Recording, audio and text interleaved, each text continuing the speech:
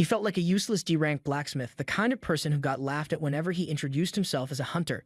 Deep down, he knew he would probably die like a useless piece of shit. If he could just get stronger than anyone, even if he was just a support class, maybe his life could be different. It was the final step that unlocked everything, and at last, Shin Junseo was ready to step into the world as a player. Shin was rushing through the forest, thinking about how he was late on such an important day. He met up with two people, and the girl, who was a C-rank hunter, said that finally he was there. Her name was Kim Jimin. The guy, Lim Do-won, joked about a newbie being late. Just as he was about to say something about his own experience, Jimin cut him off, asking him not to bring up after all. He was always the one getting late. Shin apologized for being late, and the three of them set off together. Lim joked again, saying Shin wasn't that late after all. Kim agreed, adding that they could just walk the rest of the way since Hyunwoo and Do-yoon were already inside. Shin nodded but couldn't help feeling bad. It had been 3 months since he joined the guild, and this was his first dungeon raid. And of course he ended up late. To make matters worse, he would be there as support, so he had to prove he was useful. When they met up with the other two, Do-yoon asked Shin if this was his first dungeon raid. Shin confirmed, saying he would be there as support. Do-yoon then explained that supports didn't have the same fighting abilities as hunters, so Shin would need to be extra careful. If he got too close to the fight, he could get swept up in it, but if he stayed too far, the others wouldn't be able to protect him. The key, Do-yoon said, was to keep up a distance. Since Shin was a maker, he just needed to stay back, waiting for the signal so he could create a dagger when needed. Shin then asked if it was really that easy, and Do-yoon nodded, confirming that the weapon Shin had was fine for now. Do-yoon also mentioned that it was an easy dungeon and that it was Shin's first one, so he didn't need to overwork himself. Just then, Lee Hyunwoo activated his mana, stating that since he could feel it, there must be a monster nearby. Lim told everyone to get ready for battle and said they would move in formation. Do-yoon turned to Hyunwoo and asked if there were any remarks. Hyunwoo replied that there were 3 small mana signatures and 1 big one. The big one was enough to be considered a boss monster. Do-yoon raised an eyebrow. Normally, the bigger ones stayed within their designated areas.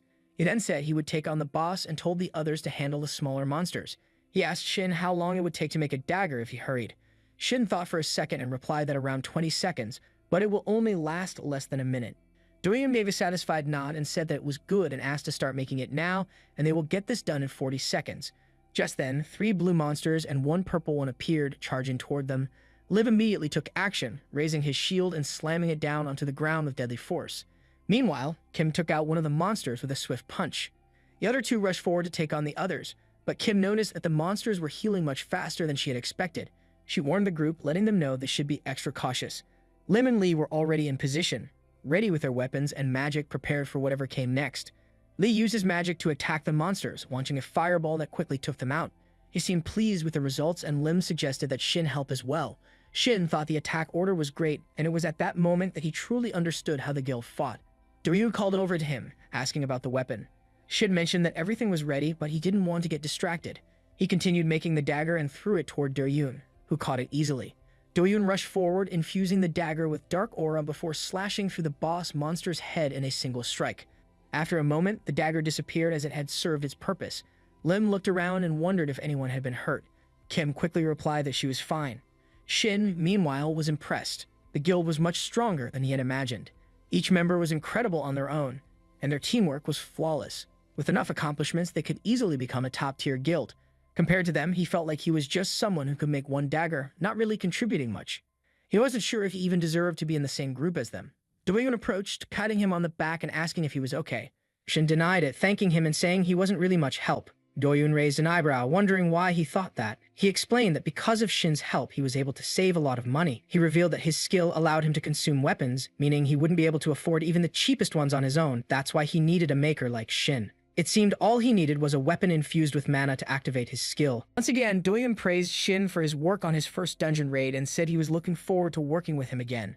Shin felt motivated by the compliment, thanking Do-yoon and promising to do his best in the future. Lim then suggested they take the loot, but before he could say more, the ground beneath them started shaking. Kim wondered if it was an earthquake. Lee quickly confirmed that the cave wasn't collapsing because they had already taken down the boss. Shin pointed ahead and said the wall seemed to be crumbling. Lee used his powers to get better look and confirm that it was like a pathway opening up, with the vibrations leading to another area. As Do-yoon mentioned the possibility of a secret place, Kim got excited and asked if this was the pathway to hidden treasure. She immediately urged everyone to go check it out. Kim was practically bouncing with excitement, but Lee told them to wait, it wasn't safe to rush inside. Do-yoon asked Lee if he had found anything, but Lee shook his head. Do-ryun wasn't too concerned, saying that the place wasn't going to completely fall apart. They would be quick. Lim, confirming that the guild master agreed, said to let's get inside. Lee, after a moment, agreed to join them. Do-ryun then called out to Shin, asking him to come along too. The scene shifted, and now Shin was running, chased by a monster. He couldn't understand how things had gone so wrong. Everyone except him was dead. This wasn't a monster that should have been in a D-ranked dungeon, and you had never heard of a monster that couldn't be detected by magic. The monster closed in, about to catch him. It landed a punch that sent him crashing to the ground so hard he spat up blood. His hands trembled as he tried to get up. He couldn't die like this. The monster lunged again, and Shin quickly made a dagger to throw at it, but it had no effect. The monster punched him once more, sending him crashing into the ground. The ice beneath him cracked, revealing water underneath. As he fell in, Shin thought to himself, so this was how it ended. D-rank support who can't even use basic buffs like healing. He had finally joined a guild that actually needed him, but here, he was running away like a coward, too pathetic to even be of use. He couldn't help but think that someone else would have been more helpful in this situation. Maybe he should have never become awakened. It was a dream he could never have reached. Then, out of nowhere, a screen appeared in front of him, telling him that he had discovered the spring and fulfilled all the conditions to become a player. Just as he saw the message, a bright light began to shine around him. A screen in front of Shin, showing he had received a new reward and needed to choose whether or not to check it. He wondered about this player thing and the reward. His mouth hung open for a moment as he thought about drinking some water, but then he snapped himself out of it. You don't know what's going on, and honestly, you don't care, he thought. He decided to just select yes. Suddenly, a massive dagger appeared, forming a set of stairs that helped him climb out of the ice and stand up against the monster. The system's voice echoed in his mind, saying he will inherit the experience of his previous life. Reward distribution completed. He used his power to summon several swords, launching them at the monster. The swords hit, and the monster was quickly taken down. Shin was left wondering what had just happened, and he felt unknown memories starting to take root in his mind. Before he could process it, the monster lunged at him. Reacting quickly, he created a giant shield just in time to block the attack. As the monster's punch slammed into the shield, Shin was shocked that he didn't take any damage. Even though it was a golem-type monster, it had incredible durability. But the shield was soon shattered by the monster's next hit, and Shin took a step back. If the information from those memories was correct, he thought, even though it's a golem type, its weak points and the tactics to take it down should still be the same. The problem was, the monster didn't seem to have any obvious weak points. Even if it took damage, it had a regeneration ability. So Shin decided to use his skill, Grid World, to get the upper hand.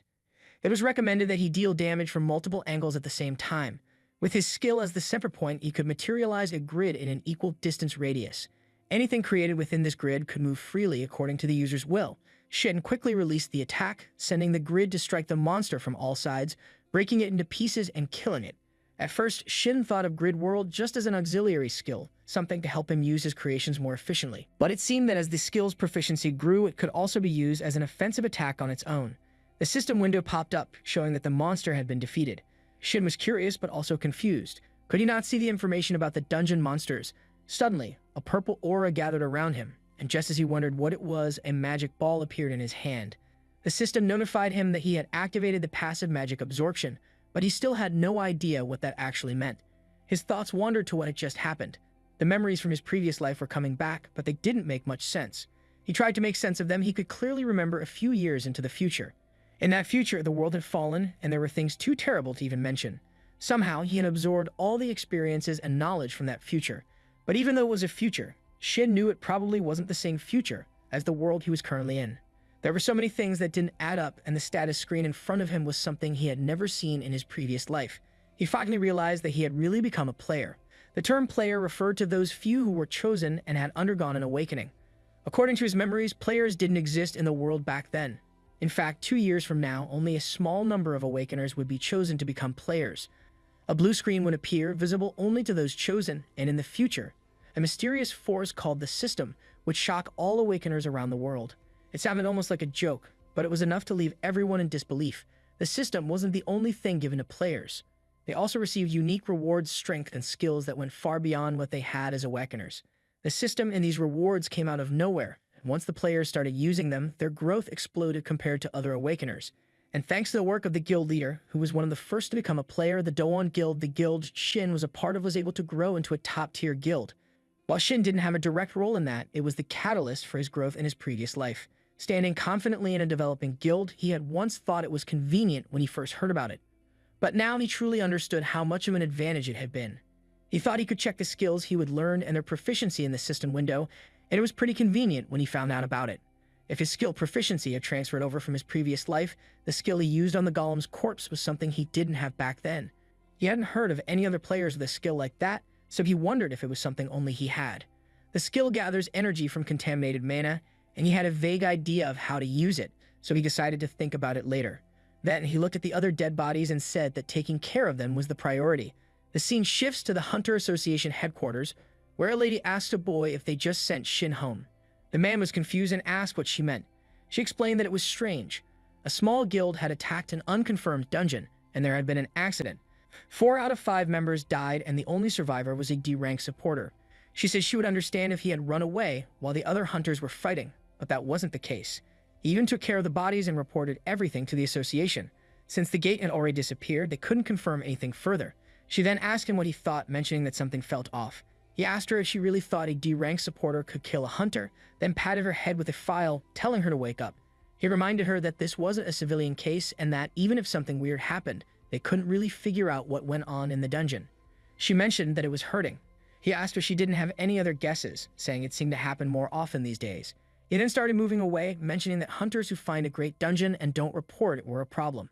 If they report it to the association and it goes to auction, all they get was some prize money. So instead, they risk their lives to go in secretly. After all, it's almost impossible for a small guild to win a bid on a gate. He then told her to just call him if they needed additional investigation or something. She agreed. The man left, glancing at the file and noting that the boy's name was highlighted. He thought that even though he would said all that earlier, it still felt different from a normal case. The whole situation had this lingering feeling that something was off. First of all, the boy's behavior during the investigation wasn't calm at all. He had almost no dungeon experience and had just witnessed an accident, so it wasn't weird for him to be panicking. There were some missing details, but the boy explained everything cleanly. Maybe it was just his personality. Still, something felt wrong, but he couldn't put his finger on it. It was frustrating, but it wasn't something for him to worry about now. He would have to go and check things out himself. On the other hand, Shin was walking while using his phone, thinking that no matter how he looked at it, something was off. He couldn't shake the feeling about the unconfirmed gate. The dungeon didn't exist in the memories of his previous life, and when a guild member checked the gate bid form, it definitely had the association's stamp on it. But it was still listed as an unconfirmed gate by the association. Someone must have impersonated the association and tricked the Daewon Guild, or maybe the association itself was involved. What bothered him even more was that it hadn't just happened to the Daewon Guild. As the investigator mentioned, there were already multiple cases involving unconfirmed gates and missing people, and even though he didn't know all the details, he noticed a common theme among all the guilds mentioned in the news. They all had players in them, like guild leader Doyoon, and even prodigies who would be called heroes in the future. It seemed like someone wanted to erase the existence of those heroes. That's when he decided he had to hide his abilities for now. He would become the only survivor of a missing person case that would likely remain unsolved. If he acted suspicious, he would get caught immediately. He had about 2 years until the first player's selection to prepare. He needed to use every skill at his disposal, and by that time, develop even more. He had to find a way to grow without drawing too much attention. As he checked his usable skills, he found something interesting and clicked on it. A year had passed, and a group of people found themselves in the forest, fighting off monsters. As he struck one of the monsters, his sword broke, and the creature knocked him back. He barely managed to land safely. Suddenly, the monster leaped at him again, and he tried to dodge. Everyone around him was terrified. It was then that they realized the monster was a Null Lord. The boy spoke up, recalling that such creatures only appeared in E-rank dungeons, so it should freeze to death. You would also hear that even among D-rank monsters, a Null Lord was tough to deal with. The monster charged at them, passing him to attack another person. The second boy raised his shield to block, but he was struggling. He warned that if they kept blocking like this, they wouldn't last long. The first boy thought for a moment about the death gods of low-level hunters. The reason Null Lords were called that wasn't just because of their physical strength, but because monsters of that rank were usually weak to magic. No matter how low-level an adventuring party was, they relied heavily on magic. However, the Null Lord didn't follow that logic. Hunters who were usually confident in their low-level magic found themselves terrified for the first time, and the price for their overconfidence and complacency was usually the total annihilation of the party. He knew they only had one pure physical damage dealer, and he was terrible at hand-to-hand combat. His weapon had been completely destroyed, and he didn't have any spare weapons left, so he couldn't understand why the second boy was asking him to attack the monster. If he had known it would turn out like this, he wouldn't have been so greedy and gathered as many people as possible. He hadn't realized that his decision to use as few people as possible and include a magician would cause so much trouble. Then he spotted a boy mining off in the distance, someone who was also a helper. The first boy thought to himself that they already had a helper, but they were all about to die, and yet this other helper was acting so careless. As he watched, he saw the helper's weapon disappear, and he wondered if the boy had any maker aptitude. At this point, you couldn't expect much in terms of quality, but it was worth asking. He called out to the helper, who turned out to be named Shin. The boy walked up to Shin and asked if he was a maker, and if he could make a sword. Shin agreed, and the boy requested a sword, one that was sturdy and strong. Shin apologized, mentioning that he had joined as a helper, not as support. The boy replied, saying it wasn't the time to be making excuses. Didn't Shin see that they were all about to die? Evening would die if they didn't manage to kill the boss. Shin started making the sword, mentioning that there would be one condition. Once they cleared the dungeon, the boy had to forget everything about Shin's abilities. Also, when he received his share, he would have to pay Shin the amount on average support. If the boy was okay with that, Shin would help. The boy scoffed, wondering what kind of quality Shin's sword would be, given that he couldn't even get a job as a maker and was stuck running around as a helper. He didn't think they could clear the dungeon with just any weapons, and if Shin was going to be stubborn, it wouldn't help. Shin responded, laughing. He said it was funny, because good weapons were an essential part of clearing a dungeon, and as long as he had that necessary element, he guaranteed they would be able to clear it. With that, Shin started making the sword. The scene then shifted to the Overkill Guild, one of the 3 major guilds in Korea. A girl knocked on the president's office door. The president called for her to come inside. She entered and mentioned that the Awakeners Association had requested their cooperation, especially due to a dungeon with a rank error. She agreed with the president's assumption that on the surface it was a request for cooperation, but it seemed like they would be willing to pay whatever Overkill asked. The president stated that those other guilds didn't have a choice.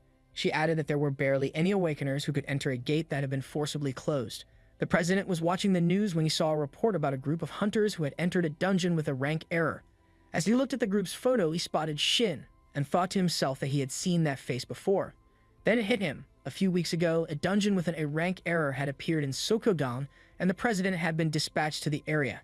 He would drop by the scene, and that's where he had seen Shin. According to the report, Shin was listed as a helper. Even though rank error dungeons were still rare, with the survivors of such dungeons being counted on one hand, Shin had participated in 2 parties where everyone survived, not once, but twice. It couldn't just be a coincidence. The girl then mentioned that more and more rank error dungeons seemed to be appearing. Just a few days ago, a D-rank dungeon had turned into a B rank one, and the entire party had been annihilated instantly. The president responded saying that the Awakeners Association must be having a headache over this. The girl added that many people were criticizing the association as it was their job to estimate, analyze, and announce the rank of a dungeon. The president thought to himself that the association must be suffering right now. He then suggested that those with a trespass skill in their guild should take on more commissions for a while and keep an eye on the situation. That he wondered about the task he had asked her to look into. She mentioned that she had looked into it here and there, but she couldn't find a weapon maker who was a rank or higher. However, she did receive a B-rank weapon from a Japanese blacksmith, and she wondered if the president would want to test it. He replied saying that she knew how any weapon below a rank would be destroyed as soon as he used his skills, and that there were only a few makers who were capable of making higher quality weapons to begin with. He stood up and asked her to look into it for now, as he was reaching his limit of wasting weapons like that. She agreed, and just as she did, someone entered the room, informing President Tahan that something had happened. Tahan asked what was going on, and the man explained that he had checked the location of the dispatch request sent by the association. It turned out to be a D-rank dungeon where some of their newbies had entered as part of a free attack team. Tahan asked about the measured ranks after those entries. The man revealed that it was ranked C or an upper C rank. Tahan, looking serious, said that he couldn't afford to lose his newbies, and it seemed like an urgent situation, so he would go there himself. The scene shifted to the dungeon gate, where the media was reporting on the situation. The crowd saw President Tahan along with the girl and the man, and the reporters began asking the president to comment on the ongoing issue with rank error dungeons. Someone mentioned that the association had sent a cooperation request to them for the dungeon entry, and if those rumors were true, was that the reason Tahan came himself because his guild members were part of the dungeon attack team. A lady there thanked Tahan for coming, saying she didn't expect him to show up in person. When he asked about the situation, she revealed that the attack team consisted of 6 hunters, 2 supporters, and 1 helper. All of them had higher than required qualifications, but those numbers didn't matter. The dungeon had been reanalyzed as a C rank. Tahan then asked how long it had been since the attack team entered. She replied that it had been almost 2 hours. Tahan stated that he didn't know how many were still alive, but he would do what he could. With that, Tahan, along with Minhisu the girl, stood in front of the dungeon gate. She handed him a sword, and he used his skill trespass to slash it, creating a flare of energy that caused a strange black area to appear ahead. This skill involved forcefully pushing through the racks of mana. It could bypass walls or barriers, including gates. However, while it worked in another dimension, it only affected the user, not the surrounding area. The sword broke as a result. After handing it back to Min, Taehyun told her to be careful, and she wished him the same. He finally entered, taking in the humidity and temperature. Considering the bad smell, he guessed it was some kind of reptile. When he noticed there were no pollutants on the floor, he figured it was a monster with some level of intelligence. Based on the dungeon's rank, the answer was clear. It was a lizard man. He crossed over numerous dead bodies and monsters, thinking that by looking at the lizard man corpses, he could estimate the size of the group and their fighting capabilities. He also noted the level of distress the party had been in, as identified in the preliminary report. They were likely all dead by now, and he couldn't help but fear the worst-case scenario. Suddenly, he heard a rumbling sound. Moving forward, he arrived at the location of the party and saw the situation with his own eyes, something he hadn't expected. A monster was attacking a hunter with a sword, while the other hunters continued battling. Taehyun observed from the side, thinking that the lizard man were clearly overwhelming them. Judging by their speed and movement, the lizard man were far stronger.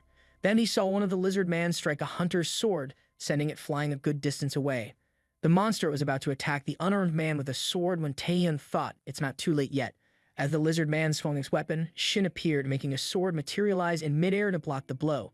Taehyun still hadn't reached them, but he wondered if it was magic, how else could a weapon appear out of thin air? He watched as Shin used his magic to create the sword, and as their eyes met, they locked in a brief but intense moment of recognition. Shin quickly counted the people around him, and when he counted Ta as the 10th, he remarked that he was sure only 9 had come in. Ta wondered what Shin was talking about. Just then, another lizard man knocked a hunter back and was about to attack, so Tae rushed in with his sword. Shin couldn't believe Ta had come to rescue them himself. He was carrying around a weapon he didn't even use, and Shin wondered if that was his sphere weapon. Ta used his sword to block the lizard man's attack and then ordered the others to fall back. With a swift motion, Ta unleashed a series of slashes, creating flares with his sword that cut down the lizard man in an instant. He thought to himself that he hadn't even used his full strength yet. The weapon was clearly B rank, but it felt so weak. As Ta took down the lizard man, another one appeared to attack. Ta dodged and avoided the blow, causing the lizard man to crash to the ground. Shin approached Ta and asked if this always happened when he used his skills, commenting that it looked like some serious wear and tear on the weapons. Ta wondered if Shin was trying to pick a fight with him.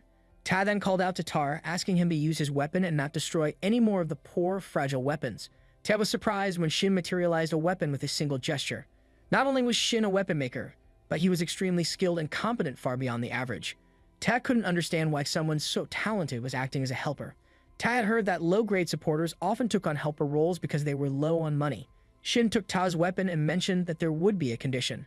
Once Ta cleared and left the dungeon, he had to forget everything about Shin's skills and Shin himself.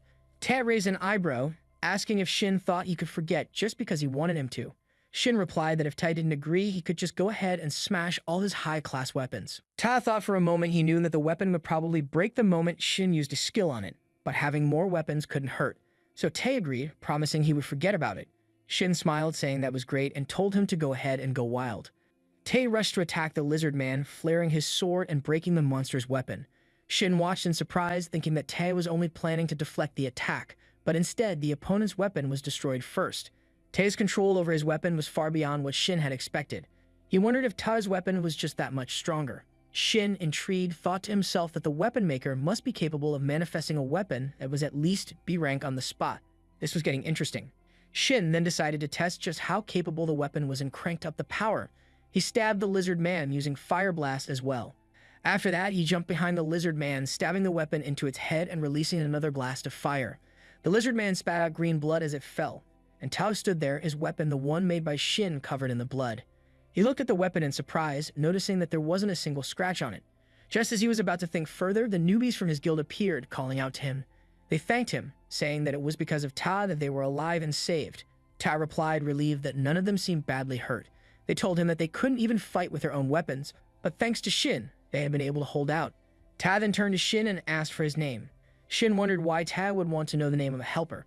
Ta replied that they should at least know each other's names. He then introduced himself. Finally, Shin approached and introduced himself as well. He said he would leave the magic stones at the dungeon's entrance. The others agreed, but Ta asked Shin to come along with him to the boss room. Shin replied that he was just a helper.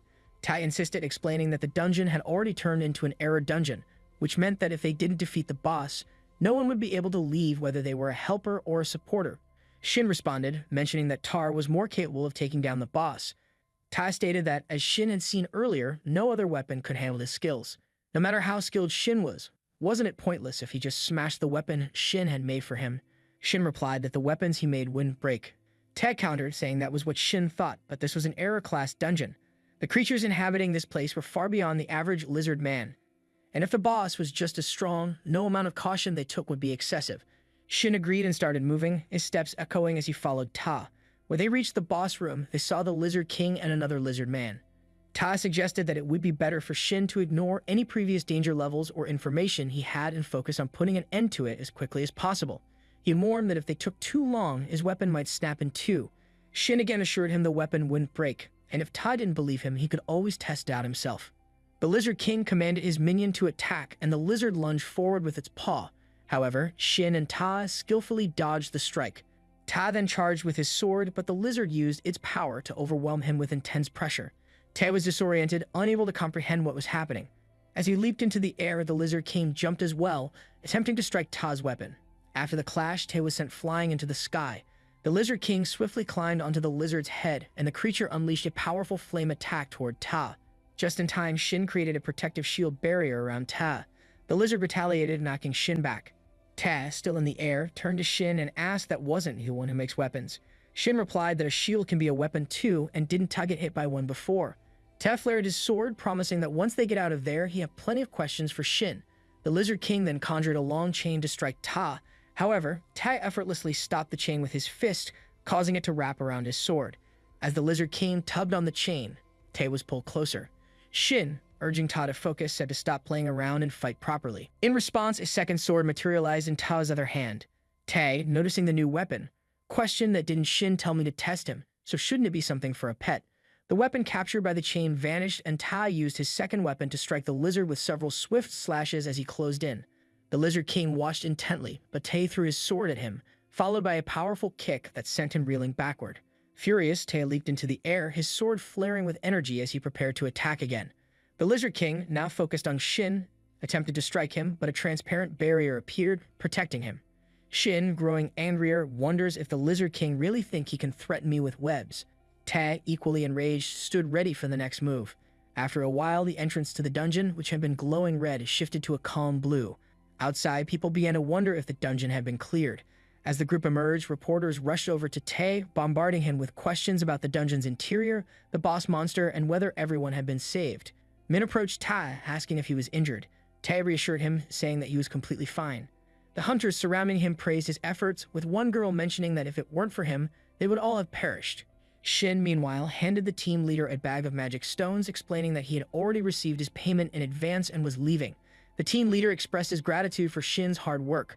Without acknowledging Ta, Shin silently left the area. The reporters then turned to Ta, eager to know how he managed to clear the dungeon so quickly. They suggested that the dungeon must have been easy for him. Ta shook his head in disagreement, and just as he was about to mention Shin's role, he realized that Shin had already gone. A girl then spoke up, commenting that while everyone else had been blocking and working together, Ta had handled the majority of the threats on his own. She asked Ta how everything had gone. A boy chimed in, expressing that all of their weapons had been destroyed and he had no idea how dangerous the situation was. He added that if it weren't for Tae, they would have all been wiped out long ago. Ta, slightly confused, asked the boy what he was talking about. He explained that when it came to the weapons, it was thanks to the person who had been crafting them for the group, which allowed them to last as long as they did. The boy apologized, and Ta then inquired about the support who had come as a helper and weapon maker. The boy seemed unsure about the weapon maker, acknowledging that the helper was indeed a support role, but wondered if that person had any special abilities. The girl replied that she wasn't sure about that. Tae, still puzzled, asked the others that didn't them all see how that helper made the weapons. The others were confused, wondering if he was referring to the pickaxe. Tad didn't believe that person even carried a pickaxe, but he had brought it and used it, though they must have lost it along the way. Ta then realized that the person had mined all the mana stones. As Ta wondered what was happening, he remembered that they had all received weapons from the same person, yet it felt as if they had forgotten that fact. He recalled Shin giving him a sword and telling him to forget everything related to his abilities. Ta then thought about the rental pay and how the person had used a skill exclusive to a rank or higher makers. Just then, a man called out to him, and Min noticed something was off. Ta handed a container to the man, then turned and left to search for Shin, wondering where he had gone and if he had already left. Meanwhile, Shin had been hiding while Tae searched for him. Min and the man approached, asking Ta what was wrong. Tae called out to Min, telling her he needed her to find someone for him. As Ta sat in his guild office, Min arrived with information about Shin's location. Around 10 o'clock that same day, Shin, accompanied by a 5-member team, had entered a D-ranked dungeon near Sampa. Ta nodded in agreement, mentioning that Sampa wasn't too far away. Min then hesitated before asking him something. She mentioned that she had a question that why he was so interested in a D-rank maker like Shin. Ta pondered for a moment, wondering if that's what it seemed like to her. He thought about how, on the surface, it was easy to dismiss Shin based on his status and background, which clearly indicated he was a D-rank. But Ta knew better. The rental pay skill alone disproved everything. The level of skill in that ability was beyond anything Ta had seen before. It wasn't just some ordinary skill, it was something with the potential to bring about great fortune. Yet it seemed that Shin was using it only to conceal his true identity. A weapon maker with such talents could easily reach a level far higher than D rank, and Ta was certain he would understand more when he finally met Shin again. At that moment, he would no longer feel the same doubt. Ta would be able to use his full power without worrying about the weapons breaking. Over the years, he had encountered countless blacksmiths who were considered great artisans, but none of their creations had ever met his expectations. He had tested the weapons of renowned blacksmiths, but every single one had eventually broken, unable to withstand his power. To make matters worse, the weapon-making abilities of most creators were limited to traditional forms of weapons. But Shin's abilities were clearly something different. But the weapons created by Shin far exceeded the limitations of ordinary abilities and weapon forms. It was as if those limitations simply didn't exist. With Shin's abilities, even the most difficult feats were possible things that he hadn't been able to accomplish before simply because he lacked the right weapon. Tae considered the usual clearing time for a D-ranked dungeon by a 5-member party. It typically took around 4 hours, and they had only 1 hour left. He then turned to Min and asked about his schedule for the day. She informed him that at 7 o'clock p.m., he had a meeting with the guild master, Kyunmu. Tae decided to leave, instructing Min to cancel the meeting as he needed to leave ahead of time. He wanted to avoid any chance of missing Shin. The scene shifted to the dungeon where a boy in armor had just defeated a boss. He was in shock, realizing that the ribbon used by the helper was indeed made by Shin. If such mana could destroy a boss weapon, Shin must surely be at least B rank. When the man's weapon shattered into 2 pieces, the boy thought they were done for. But to his surprise, he hadn't anticipated that the person who had entered as a mere helper would possess such an incredible ability. He marveled at the quality of Shin's work, admitting he had never seen anything like it before. Grateful, he thanked Shin, acknowledging that if it weren't for his help, they would have failed. He suggested that they should recruit him. A girl nearby agreed, commenting that it was a shame Shin was still going around as just a helper. The boy agreed, commenting that Shin certainly had a good eye for this kind of thing. Shin, however, was deep in thought. He realized he had used more mana than he would anticipated. He hadn't expected to encounter a party struggling so much, especially since it wasn't an era dungeon. As he began collecting the magic stones, he thought if only he had just a little more mana left back then, things wouldn't have gone so poorly. He recalled the intense heat that had filled the dungeon earlier, especially after defeating the golem. Once he had used up all of his mana, the heat dissipated and never returned. The mana he felt now was no more powerful than that of a typical D-rank awakener. Still, there was a relief that he hadn't encountered any major problems while crafting the weapons. Shin also reflected on how his fast life memory had helped him in ways he hadn't expected. The maker's basic skill, creating, was designed to aid in the creation of specific objects. It was a highly intuitive skill, where the quality of the item created was directly proportional to the mana used. However, there was still one unknown aspect, another method that could enhance the performance of the skill, which Shin hadn't yet uncovered. What he did know was that the deeper his understanding of the object he was crafting, the higher the quality of the creation. The most remarkable aspect of the ability was that as the quality of the item increased, the efficiency of the mana used also improved. This meant that even when using the same amount of mana to create identical objects, the quality would vary meaningfully based on the creator's level of understanding. After his hidden ability was revealed, Shin found himself reflecting on the various training he had undergone. He remembered his horse training, the material research, the lessons he received from a hunter as a support, and his time spent in the workshop learning the intricacies of crafting. Despite all this, the excitement he felt was more intense than he had expected. He continued mining, thinking that while he didn't know exactly how much better his abilities would become, he knew that, in comparison to the mana he was using, the quality was improving. However, it was clear that there were still limitations both in crafting and in using the rental pay skill. The process was still clunky, and he struggled to use both abilities effectively at the same time. As he gathered the magic stones, he thought about how expensive mana-related equipment was. That was why, for the time being, he couldn't afford to purchase any of it. Please, just a few more mana points, he thought, knowing that mana-related items were among the few things that could be mass-produced. He made a mental note to order more potions. Although his earnings as a helper were modest, he was still struggling to get by.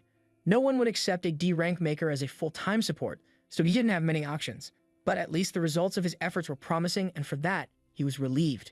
He opened his status window and saw that there was only a small amount left until he reached his mana absorption goal. About 20% remained. He realized that a few dungeon clears wouldn't be enough. A single man clear only contributed just over 1% of the total mana, and the efficiency was far too low. The only remaining option, it seemed, was to enter in a rank error dungeon. To absorb a large amount of mana at once, entering the ranker dungeon was the only method. Unlike other dungeons, it allowed for significantly more mana absorption, which was exactly what he had been seeking. The problem was that he couldn't predict the difficulty of the ranker dungeon before entering. It would have been tough without Ta's presence, as the previous experience had proven. He concluded that there would likely be at least a C-rank boss, and so he needed to prepare accordingly. The only way to grow as a D-ranked awakener for now was to focus on the rewards gained from mana absorption. The team leader acknowledged their efforts and appreciated their work. As they were leaving, he mentioned they would meet again in the future. Shin felt satisfied that he had created lasting memories with them. Just then, Tae caught up to him and asked if Shin remembered him. Shin realized his efforts hadn't had much impact, and in response he asked Ta if he would believe him if he said he didn't. Ta responded by handing him a card, and Shin inquired what kind of work Ta wanted from him. Ta explained that he had something important to discuss, which was why he was asking for a little of Shin's time. When Shin saw the Overkill Guild name on the card, he recognized it as one of the top 3 guilds in Korea. He knew he wasn't in a position to get involved with such a prestigious guild yet, so he needed to find a way to politely decline. Shin claimed he didn't have any time, mentioning a prior dinner appointment. However, as he tried to leave, Tad placed a hand on his shoulder and insisted that Shin wouldn't regret the conversation. Tag assured him it would be quick and even offered to treat him to dinner. Shin retorted, noting that as the guild master, Ta must have plenty of time, unlike a low-ranked supporter like him. Ta admitted this was true. Shin wasn't thrilled about it, but he realized he needed to gauge how much the rental fee had affected Ta. Reluctantly, he agreed to talk for a while. The 3 of them went to a traditional house for dinner, and Shin asked what business the guild master of the Overkill Guild could possibly have with a D-ranked supporter like him. He suspected it was simply because Ta had too much free time and wanted to make small talk. Ta, however, explained that, as Shin had noticed, his class was Berserker. While this granted him overwhelming attack power, it also came with a limitation of menial weapon capable of withstanding the immense force. For a Berserker, finding a weapon supplier that could match their needs was crucial, and Ta had been searching for one tirelessly. He had visited countless places both within and outside the country. From the best blacksmiths to the most renowned weapon makers in the field, he had left no stone unturned. If there was even the slightest chance that a weapon could meet his requirements, he would commission it without hesitation, regardless of time or cost. However, every weapon he had used up until then had been unable to withstand his full power except for one, the sword created by Shin. Shin realized then that the rental pay hadn't had any effect on Ta, and he didn't believe there was a nullification skill in the Berserker class. Tae's careless confidence made Shin wary. He knew he would need to be cautious when using such a strategy with higher-level hunters. Ta, sensing the change in Shin's demeanor, decided to be more direct. He asked if Shin would be interested in joining his guild. Knowing that Shin wasn't currently affiliated with any guild, Ta promised that, if he joined, Shin would receive the best possible treatment. Ta offered Shin a contract fee of 10 billion, along with separate payments for operational expenses and dividends. The contract would be for 1 year, and each time it was extended, the fees would increase by 10%. As he was about to explain that the exact details would be in the contract, Shin quickly apologized, explaining that he had no intention of joining a guild and would have to decline the offer. With that, Ta had no further discussion to offer. Shin stood up to leave and thanked him for the meal. Ta called out to him once more, but Shin didn't stop. Min, who had been quietly observing, asked Ta why he had made such an offer to Shin. There seemed to be no clear reason for it, yet the conditions were trivial. Ta responded by saying that if Min were to face a situation like Shin's, she wouldn't question the offer. He continued, mentioning that while the weapon Shin had created hadn't fully reached its potential, it was the first one that felt like it could withstand everything he had to give. Min hesitated, still unsure, but Ta pressed on. It wasn't just about the sensation of the weapon itself. He asked her to consider the total sum of all the high-level weapons he had destroyed over the past year. Min realized then that the guild master's expenses on weapons were astronomical, especially when factoring in the cost of those weapons being destroyed because they couldn't handle the pressure. If the weapon wasn't above a certain rank, his abilities wouldn't even be able to be fully unleashed. Min then remarked that, if that were the case, the contract fee Ta offered would mean very little. However, the issue up until now had been that no one, not even those considered the best in the field, had been able to craft a weapon that could withstand such power. Ta responded by explaining that the fact Shin had this ability was exactly why he wanted to recruit him at any cost, regardless of the offer he made. Shin, as he walked away, thought to himself that there might come a day when he would have to turn down an offer from one of the top 3 guilds, the Overkill Guild, and from Tagian himself. While it was a tempting offer, he knew it was still too early for him. He decided to wait patiently, certain that Ta would come back to him again. The scene then shifted to a dungeon where several goblins were being slain. Suddenly, one boy's arm was severed by a mysterious figure. Another boy, witnessing this, asked the man who he was. The man wielded a giant sword, and his actions were so striking that they would be remembered for a long time. At a moment like this, most people would be whining or begging for their lives, losing consciousness from the pain. But this person, the one who would eventually become a hero, was different. He stabbed the first boy, killing him without hesitation. The second boy, stunned and confused, wondered what had just happened. Was the man trying to kill them all and take their trophies? The man, not concerned with such a mundane reason, responded that it wasn't his intention to explain himself. He saw it as a waste of energy to explain anything to someone who was about to die.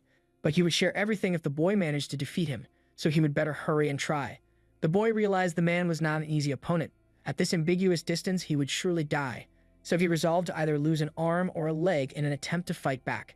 He charged at the man, but the man blocked the attack effortlessly with his massive sword and swung it back with such force that the boy's sword was sent flying into the air. The boy was stunned. The man then kicked the boy with such strength that he was knocked back. He muttered that it was so disappointing and excited by the fight. The man said it was his first hero-ranked subjugation in a year. However, to think that the boy was such an insignificant opponent was a letdown. Still, he commended the bravery it took for the boy to challenge him. The boy, now on the ground and realizing his fate, pleaded for his life. The man coldly replied that he would send the boy off cleanly, and with that, slashed him dead. As the boy fell lifeless, the man moved forward, reflecting that he had hoped for a more challenging fight. It hadn't even served as a decent warm-up. The boy had worn an unfair expression in his last moments, but there was no need for concern. The report would make it clear that they had fought valiantly against the boss and died heroically. He tossed the dead body of the boy aside, remarking that this was a common occurrence in a rancor dungeon. He checked the collection of photos of the deceased, saying that his collection was growing, and that he lived for moments like this.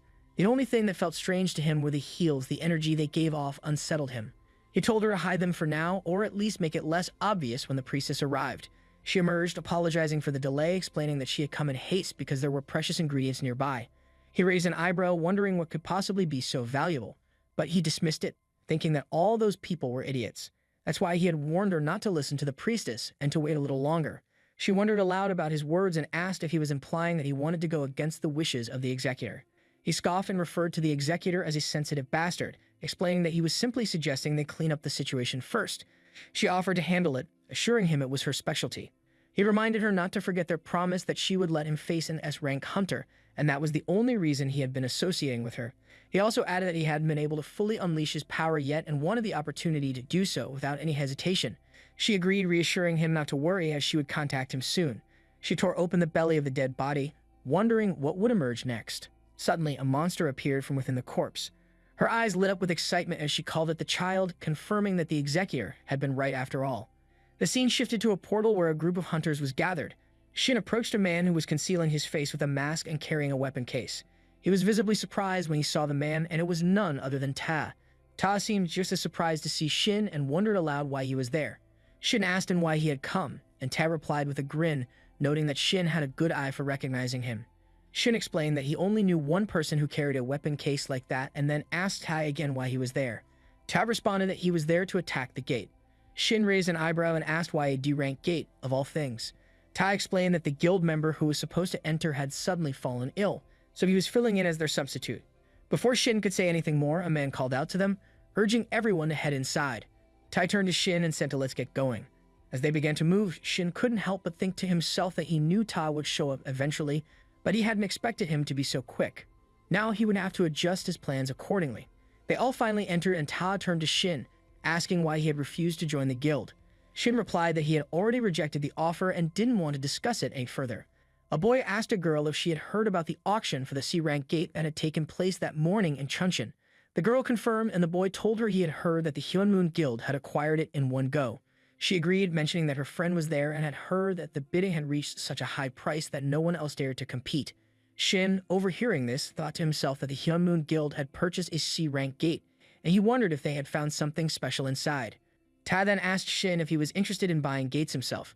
He explained that if Shin joined their guild, he would be able to easily acquire special gates above B rank, as there were certain privileges that came with the guild's name. Shin reflected on Ta's words. To most Awakeners, the name of their guild was of utmost importance.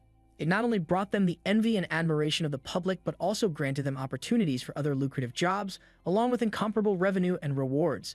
Furthermore, their vested rights within the guild allowed them access to countless privileges. For high-level special gates, the guild members could secure entrance tickets, and their influence wasn't determined solely by talent. Political connections played a major role in gaining access to these opportunities.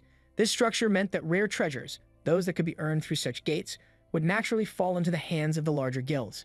Tay told Shin that, as an awakened, he must have a goal he was working towards. Whatever that goal was, with the backing of Overkill, it would be easier for Shin to achieve. He couldn't understand why Shin would reject such an offer. Shin coldly responded that it was none of Tay's business. He vaguely knew what he was doing, and since there was probably never been anyone who had rejected an offer from the Overkill Guild, he wanted to make it clear, no matter what, he was not going to join any guild. Ta wondered aloud if Shin's rejection was due to some trauma from the annihilation of the Doan Guild, which he had read about in the report, or if there was another reason. Whatever it was, Tay wasn't going to give up so easily. As they continued ahead, a boy was visibly frightened by the sight of spider webs covering the ceiling. They pressed on, and soon the man spoke up, telling them that they were about to enter the monster's territory. Noticing the group's inexperience, he quickly began to explain the situation. He started by confirming that they had all received the reconnaissance report. The monsters they would face were legion spiders. The level of difficulty for each individual spider was low, but their special traits made them a threat. These spiders lived in groups, and the reconnaissance report indicated that there were approximately 50 of them, which wasn't an overwhelming number. However, they possessed paralysis poison in their fangs, so the man warned them to be careful not to get bitten. Tak heard a sound and quickly told everyone that the monsters were coming soon, urging them to stick close to him. Shin, unfazed, replied that they didn't need to worry about the support and helpers. They should just prepare for the fight. Ta, however, addressed the team's competency, reminding them that it was essential to protect the support and helpers. It was a rule hunters had to follow, no matter their abilities, situation, or whether they agreed with it. Shin scoffed, telling him that no hunter would be foolish enough to follow such a rule. Just then, someone mentioned that the spiders were approaching. A boy holding a sword was visibly trembling, but he was trying to calm himself. He reminded the others that they could defeat the spiders if they stuck to what they had learned. As one spider jumped toward them, the boy swung his sword, effortlessly slicing it down in a single slash. Another boy used his shield to protect himself, while the girl with the magic staff cast spells, attacking the spiders with bursts of energy. Ta thought to himself that for a D-ranked team, their performance wasn't bad and he didn't have to worry about them too much. Shiden, however, was taken aback when he saw the large group of spiders. He hadn't expected it to be more than a few dozen. As the spiders rushed to attack, Ta drew a fire-based weapon and began fighting back, thinking that the durability of each legion spider was fairly low, even among ranked monsters. He realized that even without using the blade itself, all they needed to do was release a bit of sword ki to defeat them. At this rate, he would be able to finish the raid without even losing a weapon. Suddenly, Shin heard a few hunters calling for help, as the river was surrounded by a large number of spiders. The boy with the shield warned that the spiders wouldn't stop coming and that there were only a few hunters who had done the reconnaissance. The second boy mentioned that things were going to get rough, and the girl with the magic staff was also reaching her limit with her mana. Tae glanced at Shin and suggested they move toward the trouble. He then told Shin to follow him. Shin, however, responded that Ta should go ahead and help while he finished handling things on his side.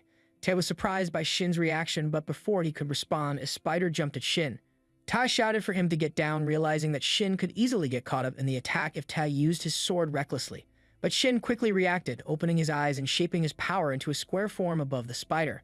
With a swift movement, he launched his attack, killing the spider instantly. The creature collapsed at his feet. Shin thought to himself that, of all the weapons he could currently make, the sword was the one with the greatest craftsmanship. It would be the most effective for dealing multiple hits and pouring power into them all at once, something that would be impossible with his current mana reserves. But if he could harness his power in this way, there was nothing better.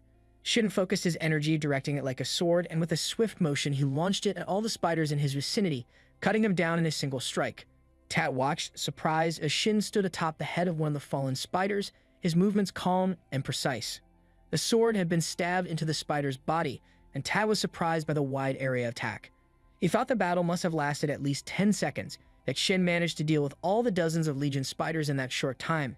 Ta wondered if Shin used materialization in the fight, but quickly dismissed the thought after all. Shin was a talented support who could hold his own. Shin, on the other hand, was wondering what Ta was doing and decided to go help the others. He saw that the three of them were surrounded by spiders and the creatures were getting closer. Ta realized the situation wasn't looking great, and they would talk properly once everything was resolved. Shin pointed to his bag, signaling Ta to take care of the situation as people might not believe that a helper could do such things. Ta quickly rushed in with his sword and started attacking the spiders. After he defeated them, a man thanked Ta for his help, saying they wouldn't have made it without him. The man was a little surprised, though, as he hadn't expected Ted to be the guild master of Overkill Guild. Ted apologized for not revealing his identity earlier, but mentioned he was just quietly investigating the dungeon.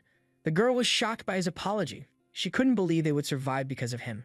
Watching him take down the spiders with such skill was so cool, and she even asked if she could take a picture with him once he was free. Someone came by and interrupted, and the girl quickly saw this as her chance to approach. The boy holding a lantern and Shin showed up, apologizing for being late. They started collecting the byproducts as they went. After exploring the area, they found that there were no other masters around, and they figured out how to go even deeper. The boy in armor suggested that they shouldn't continue the raid any longer. It was unfortunate, but he thought they should call it off. The first boy, not understanding, asked why they had to stop when there wasn't much left. The boy in armor explained that the number of legion spiders and the geography of the dungeon were completely different from what the reconnaissance report had shown. He went on to say that the dungeon existed past gates that separated it from their world. These dungeons were home to bizarre creatures and landscapes that couldn't be found on Earth. The whole concept of dungeons and the Awakened weren't fully understood yet. For the newly awakened, the most important thing was information about the dungeon. Unfortunately, not many awakened individuals could adjust to environments they would never encounter before. This meant that failing the raid, especially in a worst-case scenario, could lead to death. That's why the role of scouts had become so vital. The awakened with the ability to detect or hide their traces started gathering and taking on dungeon reconnaissance commissions. As a result, the dungeon clear rate began to rise significantly, and these individuals came to be known as scouts. The boy in armor explained that the accuracy of these recon reports was usually above 98%, so it was unlikely that this situation was just a mistake. However, they couldn't rule out the possibility that it was a rank error in the dungeon. The second boy hesitated for a moment, suggesting that since they had Ta, wouldn't it be okay to continue the raid? The armored boy responded that he understood the boy's desire to press on, but they had already received Ta's help once, and if they weren't careful, they could all end up in danger. The boy, determined to clear the dungeon and with his own reasons for wanting to continue, asked if there was any other way. The girl seemed to feel the same way. The armored boy questioned if their reason was really more important than their lives. Once they entered the boss room, there would be no turning back, and he didn't want that to be the case for any of them. He suggested they exit first and report to the association. Ta, however, said he was fine to continue. Even though he was there to investigate, he was still part of the team. If the raid progress could help him come to a conclusion, then there was no reason not to keep going. And if he wanted to investigate further, the boss room was the place to be. The armored boy bowed toward Ta, shamelessly thanking him for agreeing to continue. Then he started to talk about being the leader, but Ta just told him not to worry about him and to continue leading as they had from the start. The boy agreed, saying to let's get going and asked everyone to follow him. The five of them moved forward and soon found themselves in front of a gate. The leader, sensing they were at the boss room, said he would do a final briefing. He explained that the dungeon's boss was the Legion Queen leader with a danger level of D+. Her overall battle ability was low, so she was considered an easy boss, mainly focused on breeding Legion spiders. However, that was just the original intel, and they had no idea what lay behind the door. He gave a final nod, saying to let's head inside. The girl created some light to help them see, but Tae couldn't sense anything unusual. The leader warned them to be cautious, since it was the boss room. They soon spotted the queen spider and a few others nearby, as well as a boy dressed like a spider, the one mentioned in the briefing. The girl breathed a sigh of relief, noting that the boss looked exactly as expected. She planned to attack first with lightning magic, and her strike caused the queen spider to fall to the ground. The leader wondered if the boss was already dead, but you had never heard of such a thing before. Something had changed, so he quickly ordered everyone to retreat. Suddenly, they heard a disturbing sound, and a very deadly spider with a human-like upper body appeared. It was an Arachne. Tide immediately prepared to strike, realizing that a B-rank monster had appeared. He knew that his sloppy swordsmanship wouldn't leave a scratch on it, so he had to make sure his first blow did the most damage possible. He was about to deliver a fatal strike when, to his surprise, his weapon broke into pieces mid-swing. As he was sent flying through the air, Tae realized his sword was destroyed and he couldn't deliver the finishing blow.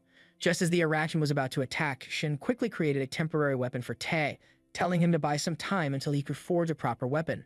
Shin was using up his mana, but it wasn't working at all. He started to wonder if he had drained it completely. It was amazing that he had lasted this long with his current mana levels. Thanks to the potions, he was able to keep going, but he could only drink one bottle a day anymore, and they could become addictive. After drinking the potion, he noticed the effects were still good, but it was too late for him to make a proper weapon. He began crafting it, thinking about how the Arachne was a high-level B-rank monster, while the error boss that should have appeared was the C-rank monarch spider. They were incredibly lucky that Ta had joined them. Without him, it would have been nearly impossible to face the Arachne with their current group. When the danger level hit B, everything changed and the fight became much harder. The Arachne was battling Ta, who was surrounded by flares. Shin thought to himself that his fighting power was equal to 5 A-rank hunters. Given the Iraqis' abilities, they couldn't rely on Ta alone. He turned to the others and told them to get ready. They should be able to move now since the Iraqis' killing intent had shifted targets. The leader of the party wondered who Shin was. The second boy questioned why someone so talented was participating as a helper. The girl wondered if Shin had come along with Ta. Shin ignored their questions and told them that they had something to deal with first. He then quickly made 3 weapons based on the abilities of the 3. He told them to pick up the weapons in front of them and either raid the dungeon by defeating the spiders or run away and wait outside until the situation cleared up. Shin trusted that they would make the right decision. As more spiders rushed toward them, the boy slashed through them with the sword, amazed by how powerful it felt. He had never wielded such a weapon before. With each slash, it felt like cutting through paper, and even wondered if killing monsters was always this easy. The girl, using high-level magic, attacked all of them at once. The leader watched in surprise, realizing that the only thing that had changed was the weapon, yet the power of her skills had increased several times over. He wondered if the weapon Shin made was really that good and who exactly Shin was.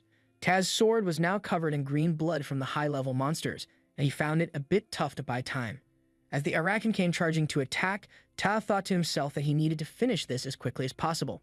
He rushed in with his sword, slashing down the Arakan, and to his surprise, the sword held up fine. He realized it was much stronger than before, just like Shin had explained. Suddenly, a wave of spider heads appeared, and the girl wondered where they had come from and where they were going. The leader quickly figured it out. The spiders were heading straight for Ta. Ta told everyone to back up. He suspected that the Arakan had hidden these spiders, and things were getting more complicated. He also realized that the Arakan's abilities were activating. As the spiders reached the Arakan, Tae understood what was happening. The Arakan was sacrificing the spiders to transfer their life energy to herself, effectively reviving her. He realized that the Arakan would keep coming back unless they killed all of the spiders. Tae rushed in to attack again, thinking that he needed to increase his firepower and finish the battle in one blow. As the flares burned on his sword, it started to break apart, which made Ta worry. Shin, watching, commented that Tae was more amazing than he had thought. Even though Shin had made the sword with his barely remaining mana, he never expected Ta to actually destroy it.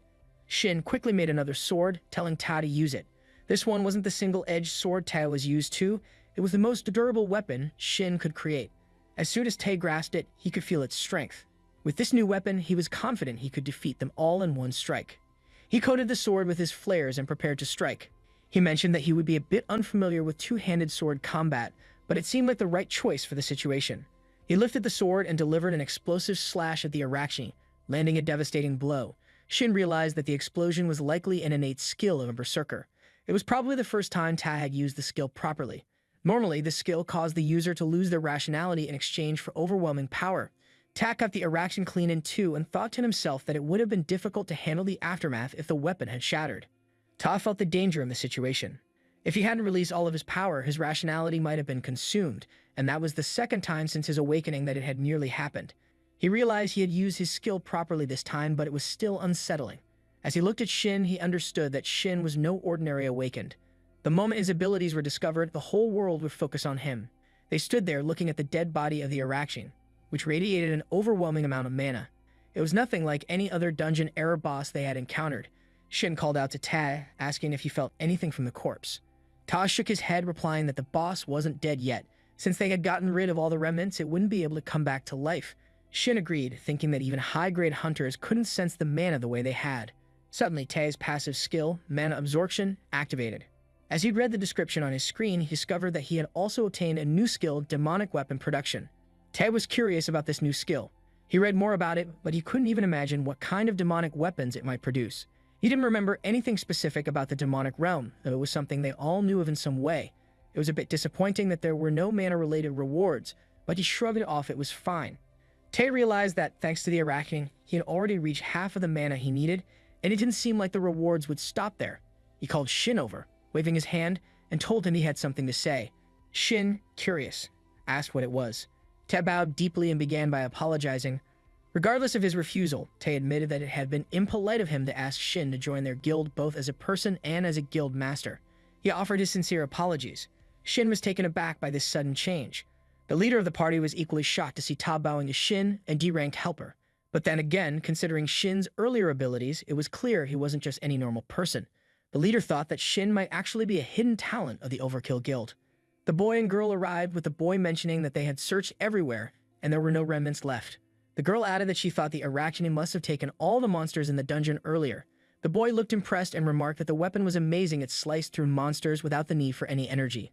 The girl agreed, saying she had never heard of a weapon maker like that before and wondered if Shin was somehow related to the Overkill Guild. The leader motioned for them to leave and contact the association. The boy, still curious, asked if there was any particular reason they should leave so soon. The girl agreed, saying she wanted to thank Ta and the helper first. The leader turned to them and quickly urged them to leave the area, calling it a disgusting place. The boy agreed and asked him to stop rushing them. As they were leaving, the leader glanced back, thinking it was clear that the helper must be connected to the guild. It was good to leave now without attracting any unwanted attention or getting involved with the affairs of a big guild. Things would only get tiring for them. However, he couldn't help but think that no matter the emergency situation, revealing that kind of power so easily was different from what a big guild would usually do. Such guilds tended to emphasize security and caution. Shin agreed with the leader, mentioning that even though Ta had used the rental pay, it was strange to see him bowing his head to just anyone. Ta then spoke up, telling them that the guild wouldn't bother Shin anymore. He wouldn't follow him around, but that didn't mean they were giving up. It was his first real opportunity, and he wanted to make a contract. He promised that Shin would like the terms. The next morning, Shin arrived at the Overkill Guild and met Min. She greeted him warmly, saying it was nice to see him again. She introduced herself as the attending secretary of the guild and said she was in charge of the contract proceedings for the day. She handed him a document to sign. Shin thanked her, mentioning that Tai had said he would contact him right away, but he hadn't expected it to be the next morning. Min explained that Ta had told her to proceed with everything as quickly as possible. Shin wondered what this was all about and felt like things were getting more serious than he had anticipated. Min mentioned that the room they were in was a special reception area inside the guild, one with particularly strict security. She reassured him that if he was worried about any leaks, there was no need to be concerned. She handed him a paper explaining that it was the contract with the conditions Ta had discussed with him inside the dungeon.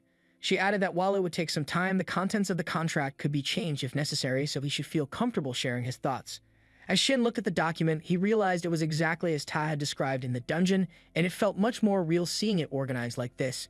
He set the paper down and told Min that there was no issue, so they could proceed. He reflected on his conversation with Ta in the dungeon, where Ta had mentioned that he would be an unofficial supporter. Although it was just a guess, Shin now vaguely understood why Ta had been so reluctant to join a guild. For a number of reasons, he needed to hide his true identity. If that assumption was correct, this offer could be of help. They could secretly supply him with materials he needed, top-tier ingredients, and access to the gates without the usual attention. While the contract would need to be formalized, everything would be handled discreetly. Shin couldn't help but wonder why Ta was being so generous. Ta responded, saying it wasn't for free. He laid out his condition. Shin would need to help him with the commissions he personally assigned. However, Ta clarified that he wouldn't force him. If Shin didn't like the commission, he could refuse. Shin then asked that what if he only take the support and don't help with anything? Ta smiled and told Shin that it was fine. The purpose of the contract, after all, was to establish a connection between Shin and the guild, while preventing him from joining any other guilds. Accepting the commission would simply be a token of Shin's sincerity.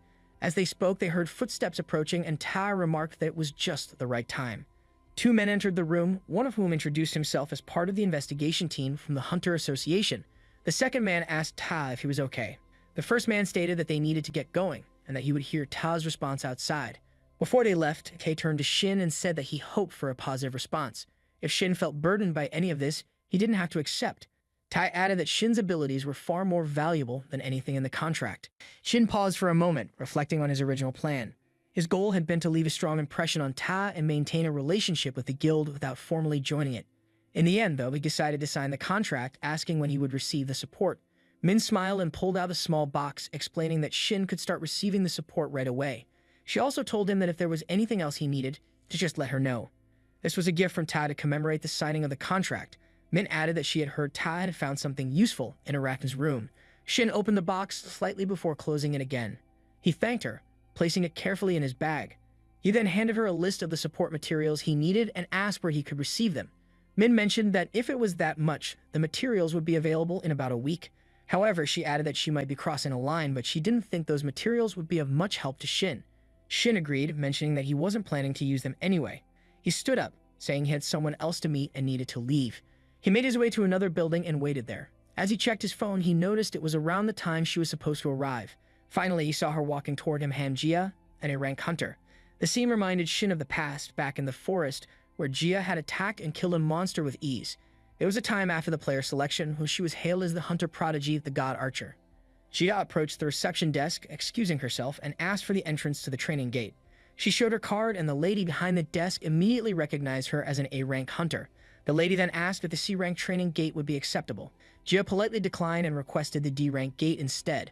Both the lady and a man at the desk were confused by this.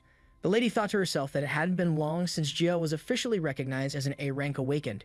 Even so, Jia had very little experience and had only entered a few gates up until that point.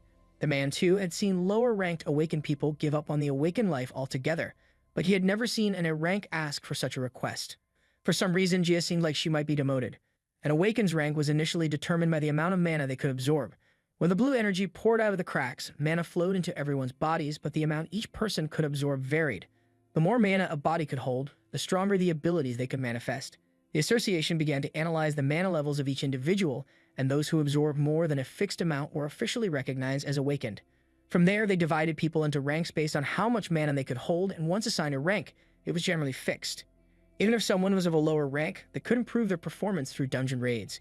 If they were recognized by the association, they could be promoted, and the opposite could happen as well. Jia finished filling out the form and handed it to the lady. The lady told her that she would help her with the association process and asked if Jia had a partner she was planning to go in with. Jia declined. The lady then said she would add Jia to the partner recruitment list as the rules required at least 2 people to enter together. Since there hadn't been any requests for the D-rank training gate so far, Jia might have to wait a bit. Jia wondered if she could go in alone. The lady replied that it was possible if Jia had a license permit for soloing gates, but it didn't seem like she had registered for that. Jia would need to take a test for it, and the lady asked if she wanted to sign up. Jia declined, saying she would wait instead. The lady then mentioned that Jia's first hunter qualification renewal was coming up in a month. She probably had received the message, but to renew her qualification as an A-rank hunter, she needed to either have several experiences with C-rank or higher gates or pass the A-rank practical test. It seemed like Jia would need to take the test, and she would likely get a message about it soon. The lady wished her the best of luck in passing. Jia thanked her. Jia left thinking that even requesting a training gate was complicated. She should have just made the request online. She must have been crazy to come in person and deal with so many people. She had come with the mindset that she couldn't get demoted, but now she told herself to get a grip. It was just a D-rank gate, so what happened last time wouldn't happen again. If she took her time and started over, she would be fine. The receptionist asked Jia to wait, but a request had already come through. The rank was D, which was expected, and since Jia was going in alone, it didn't matter. She quickly clicked agree. The scene shifted to a dungeon gate, where Jia arrived, thinking it's been a while since she wore this. It feels so awkward. As she was about to enter, a man named Shin approached her and introduced himself as the supporter, hoping they would get along. Jia bowed to greet him. He apologized for being late and suggested they head inside. Jia agreed, mentioning that she would make the request. Shin thought to himself that Jia was an A-rank hunter who had first been estimated as a rank. However, after a series of failed tests, she was one of the few awakened who had been demoted to C rank. What intrigued him was that Jia, despite everything, had earned the title of God Archer. The reason she had been able to receive such a title was that, after being chosen as a player, she had discovered her hidden talent, and Shin knew exactly what that talent was.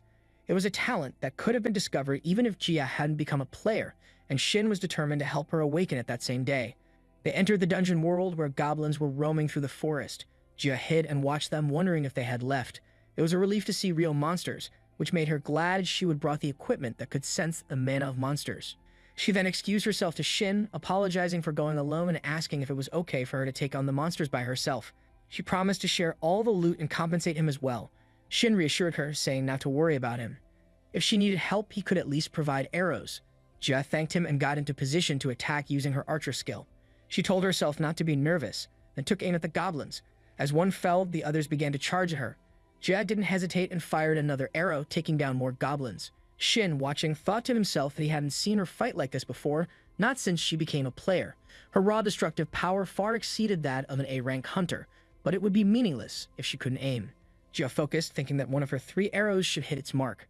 With this kind of speed, she would be able to shoot at least 4 more arrows, so she planned to end it with just 2 shots. Jia noticed a goblin playing a bugle, and soon a swarm of goblins surrounded her. She froze, wondering where she should shoot and what she should do next. As the goblins behind her prepared to attack, Shin summoned giant swords to form a protective barrier around her. He approached her, saying he needed her help. Jia was shocked and asked that wasn't he a D-rank maker. He nodded and explained that he couldn't last long on his own, which was why he needed her assistance. Jia was unsure what to do, but Shin moved toward the monsters hiding behind the bushes and told her to use all her remaining power to shoot an arrow. Even though she had no idea what he was planning, Jia agreed. With determination, she aimed and fired a deadly shot in the direction Shin had indicated. She asked if she shouted and wonders what she should do now. Shin smiled and told her that she had opened the path. Now it's time to run. Joe was taken aback, but without hesitation, they both started running. They both reached a cave near the mountain, and Gio wondered if they were really safe.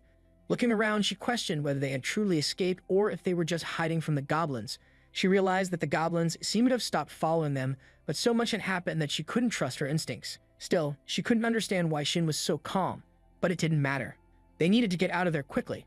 Jia mentioned that she would end things for the day and was going to give Shin all the compensation. However, Shin told her they couldn't leave yet. Since the goblins were on high alert, they would remain in the area for a while, making it too dangerous for them to leave just yet. He also thought they might have dropped the rescue player they were provided with while running, so they had no choice but to wait until the goblins left. Joe was shocked and asked that when will we be able to leave. Shin replied it could take half a day, but depending on the situation, it might take longer. Joe was already stunned by the thought of waiting half a day. Shin considered it a lie. He thought the goblins would leave in about 30 minutes. They weren't monsters with that much coordination after all. The real issue was something else. The king of the stretch. Jia, in her current state, seemed like she would believe anything he said, but the problem now was getting her to go into the cave with him. He wasn't sure if she would agree to it and wondered if there was any other option. Jia apologized, saying it was all her fault. She regretted not fighting the goblins properly and for insisting on going out alone in the first place. She apologized again, feeling like she would cause trouble once more. She couldn't believe she had ended up in such a situation in a D-ranked dungeon, thinking someone like her shouldn't have even entered one. Seeing her worried, Shin snapped in front of her, telling her that if she was so sorry, she should just fulfill one of his requests. Jia wondered what he meant. He suggested they talk inside, since they had plenty of time. Once inside the cave, Jia wondered if Shin really needed her help. While she had been an A-rank hunter, she didn't have much experience in dungeons and couldn't even fully understand what he was trying to say. She realized it was about an elite monster. Shin replied, reminding her that she had mentioned earlier it was her first time in Training Gate, so it made sense she wouldn't know. The formation wasn't widely known. There wasn't just a boss monster in the dungeon, there was also a monster ranked below the boss known as an elite. The cave was the habitat of this elite monster. Up until then, Shin had been refused by others and couldn't even fight it. Jia was the first person to accept him as a supporter into her party. Seeing her reaction, Shin wondered if his request had been too awkward. Jia agreed to help if he was fine with it. She thought it was the right thing to do, especially since he had helped her escape from a dangerous situation. She understood how painful it was to be unable to join a party and wanted to repay him for that. As Jia was thinking about helping Shin, the mana detection machine suddenly beeped. The elite monster had arrived. Jia quickly told Shin to get back. She reasoned that even though it was an elite monster, it was still from a D-ranked dungeon, so if she could just land one hit, they would be able to take it down. Jia fired an arrow at the elite, but the monster blocked it with its weapon. She was shocked how it blocked her shot. She had mistaken the situation and realized she needed to attack with all her power. The monster rushed toward her, but Jia froze. In that moment, Shin pulled her back, causing them both to fall, and the monster's attack missed. Jia was worried about Shin's safety. Her mind flashed to the past, where others had once criticized her. The girl had rudely confronted Jia, saying she couldn't even shoot arrows properly. She blamed Jia for nearly causing her death and demanded compensation. Jia tried to apologize, but the girl didn't want to hear it. The girl interrupted, saying Jia's apologies were pointless and just excuses. She claimed that just because Jia had been appraised as an A rank didn't mean the world owed her anything. Then she told Jia to wait and promised to show her who she was really talking to. Jia, now searching for another party after being expelled, had been rejected by multiple groups even though she was an A-rank hunter. They were gossiping about Jia, calling her a failed A-rank hunter. One person mentioned that she had almost killed her party members in a dungeon. Another said they heard that Jia couldn't even kill a weak monster, which was why she was being rejected from even D-rank parties. They wondered what had happened to her talent, questioning if she was going to be like this forever. Jia stopped listening, feeling the weight of their words. She thought to herself that maybe she should just quit being a hunter. After all, because of her, even Shin was getting caught up in trouble. The elite monster wasn't attacking her directly. Instead, it sent its sword to block her attacks, telling her that fighting wasn't really its thing. Jia was surprised to see Shin stepping in. He calmly told her that he knew it wouldn't make sense, but asked her to listen carefully. If she could calm down and follow his instructions, they would win. He thought to himself that he had set the stage, and in such an urgent situation, there was no problem activating it. All he needed to do now was buy some time. He told Jia to look carefully at the monster, and if she did, she would be able to see something. Then she needed to fire at that spot with all her power. Jia stood up, sensing something shift. It felt as though every fiber of her being was bristling. It was uncomfortable, but she pushed through, getting into position to attack. She could now clearly see where to strike. She knew this was her one chance and decided to put everything into a single arrow. With determination, she fired at the elite monster. Shin watched as the arrow hit and the monster was blasted away. He realized it had worked and the conditions had been met. It seemed like it had activated for no reason, but he knew it was all worth it. There was a huge hole in the monster's chest, and it finally collapsed. Shin mentioned that it would feel unfamiliar, and the sensation she was experiencing seemed to intensify throughout her body. The method he used was a bit extreme, but to awaken her, he had to trigger that feeling. Shiv couldn't help but wonder who he really was and how it felt like he would predicted everything that happened. Shiken started questioning what awakening really meant. He told her not to rush, and that they had plenty of time. She insisted he stop changing the subject and just give her a straight answer. Just as she was about to say more, she fainted. Shin carried her on his back, commenting that making allies was tough, but at least he would sort that one thing out. They made their way out of the cave, and when she came to, she told him she didn't know why she would acted that way. It felt like she wasn't even herself, and she couldn't believe she had been so rude to someone who would save her twice. She apologized for doubting him and for fainting. He reassured her that it was fine, no one got hurt, all the monsters were defeated, and she should just pull herself together. But tears in her eyes, she agreed. He then asked if she could hand him the necklace he would give her earlier before they entered the cave. She stood up to give it to him, and when he saw its color had changed, he realized she had used it. He reminded her that it was the meteoric sensation, something they only get in an A-ranked dungeon like Harpy's Refuge. The ability of that item was to enhance the senses. When specific conditions were met, the ability would activate automatically, making the user's senses increase rapidly. During that time, it went beyond the normal human limits, allowing them to tap into transcendental senses. The tricky part, though, was meeting those conditions. The user's emotions had to be pushed to the extreme, and for someone with Jia's personality, the best way to trigger it was by using extreme fear. He explained that he had created a situation where she would feel terrified. It was going to be tough, but as long as he did that, he would be able to awaken her. Even with the cost, there were very few items like that on the market, and he had given up on using them. But to think that Tae could get one in less than 2 days, that was thanks to him making everything fall into place so easily. However, he knew this was just the beginning. Jia had only experienced the awakening through the item. She needed more practice to reach the level she would have been at in her prime. He told her first task was to create a situation where she could focus solely on the monsters. To do that, she needed to change her arrow first. Since she was pretty strong, it should be fine for her to switch from a short bow to a long bow, allowing her to shoot from farther away. That way, she would naturally interact less with the monsters, and the situations where she would get scared like that day would happen less often. There were a few other things she needed to work on as well. She thanked him for all the advice, and he was a little confused by her words. She explained that she was grateful for everything, even the pendant. She had thought she was going to die without being able to do anything. But when she held that pendant, she felt something shift. It was like everything around her stopped, and she felt this secret connection. She could see clearly where to aim, like a target was engraved onto the monster. To be honest, even though she was a rank in name, she didn't feel like she was any better than a D rank in terms of her personality and skills. No matter how hard she tried to change, she only grew more disappointed in herself. But lately, it felt like she had grown so much in such a short time just by knowing him. She began to realize she was more capable than she thought. For the first time, she felt excited about herself and, in a rare moment, talked a lot. As she was about to say more, he told her that it would be tough to do it alone. He gave her his number, so if she ever needed him, she could reach out. She smiled, happy to accept, and promised to share her number too. Just as she was about to, he got an urgent message from Ta and decided to contact him once they were out. The scene shifted to the Hunter Association headquarters, where Ta was on the phone with Shin. After thanking Shin, Tae said he would contact him after the briefing. Tae agreed to help him if he could, and then mentioned that the item Shin had given him last time had been incredibly useful. Shin was already out of the training area and parting ways with Jia. Tai expressed relief that the item had helped and thanked Shin for agreeing to assist him, then ended the call. While Tai was waiting in her room, Min came in saying that the association president had sent word and they could move out now.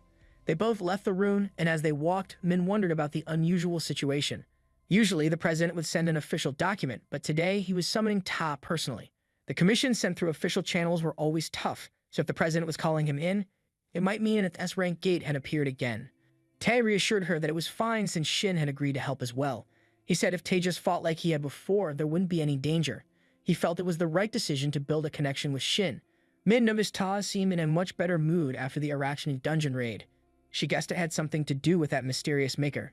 He had been acting differently ever since, and she couldn't help but wonder about the unlimited support. She also found it shocking that the guild master would offer such generous conditions. Even though Tae was no longer in the Berserker class, which made it hard to control emotions, he was more calculated and cool-headed than anyone. Min couldn't help but wonder if Shin was more capable than she initially thought. But then again, there was no way a D rank would be able to create a weapon that would satisfy someone like Ta.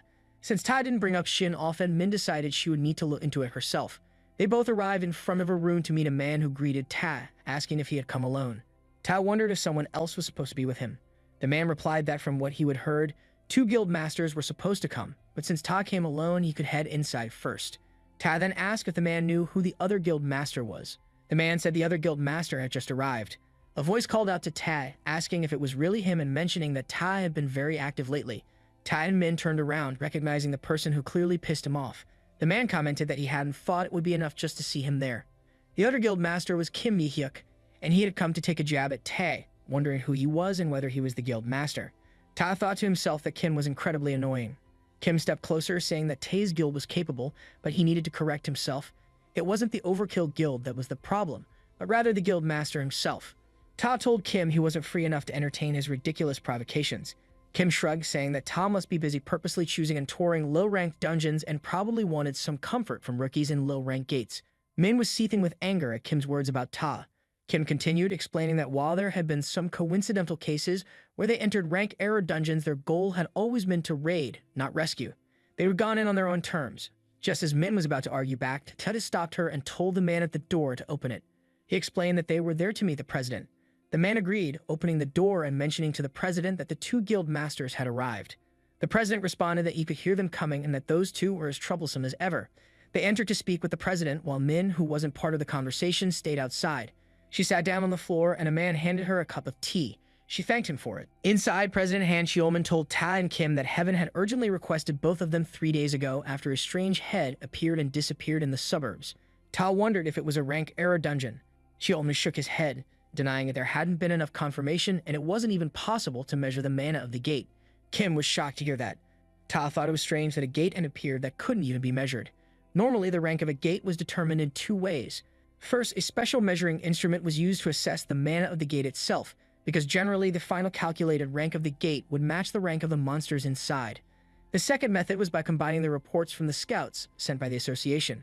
Xiuman continued, explaining that rank error dungeons happen when a gate's mana increases rapidly, but this situation was different since no measurements had even been made yet. Ta then asked if Xiuman had sent scouts to investigate. Xiuman mentioned that they had sent scouts 5 times, but none of them had returned. Kim pointed out that Xiuman didn't know the rank of the gate and had no information to share. He hadn't informed Kim about it right away either. It seemed like Xiuman wasn't just trying to shift the blame. They didn't know how long the gate with the unknown rank would stay open, and in that situation, if they left it unchecked, it wouldn't be surprising if monsters eventually broke through. There had been cases like that before, and every time it had been hell to deal with. Just as Xiuman was about to continue, he was interrupted by Ta, who pointed out that it was shameless. But as they said, this was an emergency situation. Xiuman insisted that he wouldn't take no for an answer and needed both guilds to work together and raid the unconfirmed gate. He had originally planned to send the Hyunwoo Guild as well, but due to their sudden foreign dispatch, they couldn't join. This was serious enough to involve all 3 of the big guilds, and the deadline was in 2 days. He promised to prepare the support funds and reward money to the best of his ability. If they needed anything else, the association would do its best to provide. Ta thought for a moment and then asked if they had to create a team based only on guild members. Xiuman replied that it didn't matter, but since the gate's existence could cause chaos and panic among the public, they would only allow a small number of people whose identities were verified. Tae agreed with that. The scene shifted to the Shinhwa Guild, where Kim rushed in and threw his coat aside. The others welcomed him, and he asked them to create a team using only guild members, with ranks A or higher. He wanted them to choose who could depart in 2 days. Kim couldn't help but think that Ta must have a trick up his sleeve, and he didn't like the smile Ta had been wearing. Kim saw Ta as an annoying person, and he was determined to use this opportunity to put him in his place. He then asked to bring Kang Yurin onto the team, so he told them to call her. One of the women pointed out that Kang wasn't affiliated with their guild, and with her personality, she would probably reject the offer. Kim wondered who didn't already know that and insisted they bring her by any means necessary. He wanted to see her in front of him, and if they didn't, he warned them to be prepared to never work in that field again. The 2 were shocked but agreed to his orders. Kim thought it was actually better that Kang wasn't affiliated with any guild right now. He planned to scout her properly and use the opportunity to show Ta that even among the big guilds, there were different levels of strength. The scene shifted 2 days later in front of the mysterious gate. Tae was there with Shin, a man and a girl. The girl asked what time it was, noticing the others still weren't there.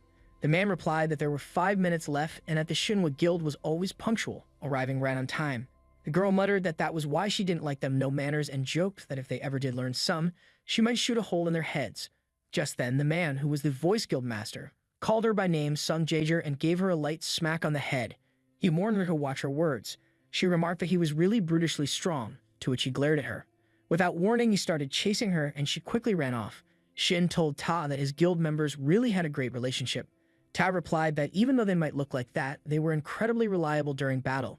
He then thanked Shin again for coming, admitting that he would thought Shin would turn him down. Shin explained that he would already mentioned using the item Tae gave him, so he felt honored to help. He also pointed out that there was another reason. 5 days ago, a system window had appeared with a hidden quest that only a small number of players received. The selection for the quest hadn't even started yet, but he was already chosen. There was no reason for him to decline. He went on, saying that although the quests had extreme difficulty, clearing them would reward players with incredible rewards and some people even awaken new abilities. To think it would be tied to that dungeon. Tae apologized on behalf of Kim, knowing the man's rudeness was inevitable. Kim and his team arrived, surprised that they were so early. He apologized, saying he had a lot of work, but it seemed like the Overkill Guild had plenty of time. He teased that they must be spending all their time on low-ranking gates. No wonder they had so much free time. The Vice Guild Master of Overkill Guild told Sung to ignore Kim and not give him any ammo. As she was about to respond, he shut her down, repeating to just ignore him. Shin reminded everyone that the rivalry between the guilds was still as bad as ever. It wasn't just an emotional battle anymore, it was all over the mass media, the constant debates about which guild was stronger. Kim looked at Shin and laughed, wondering if Shin was Ta's hidden card. He acted like he had something up his sleeve, but it seemed like it was just him. Kim then made fun of Shin's clothes, asking if he was on a trip. He was going too far. Raiding a dungeon was no joke, and it seemed like Shin just wanted to get carried.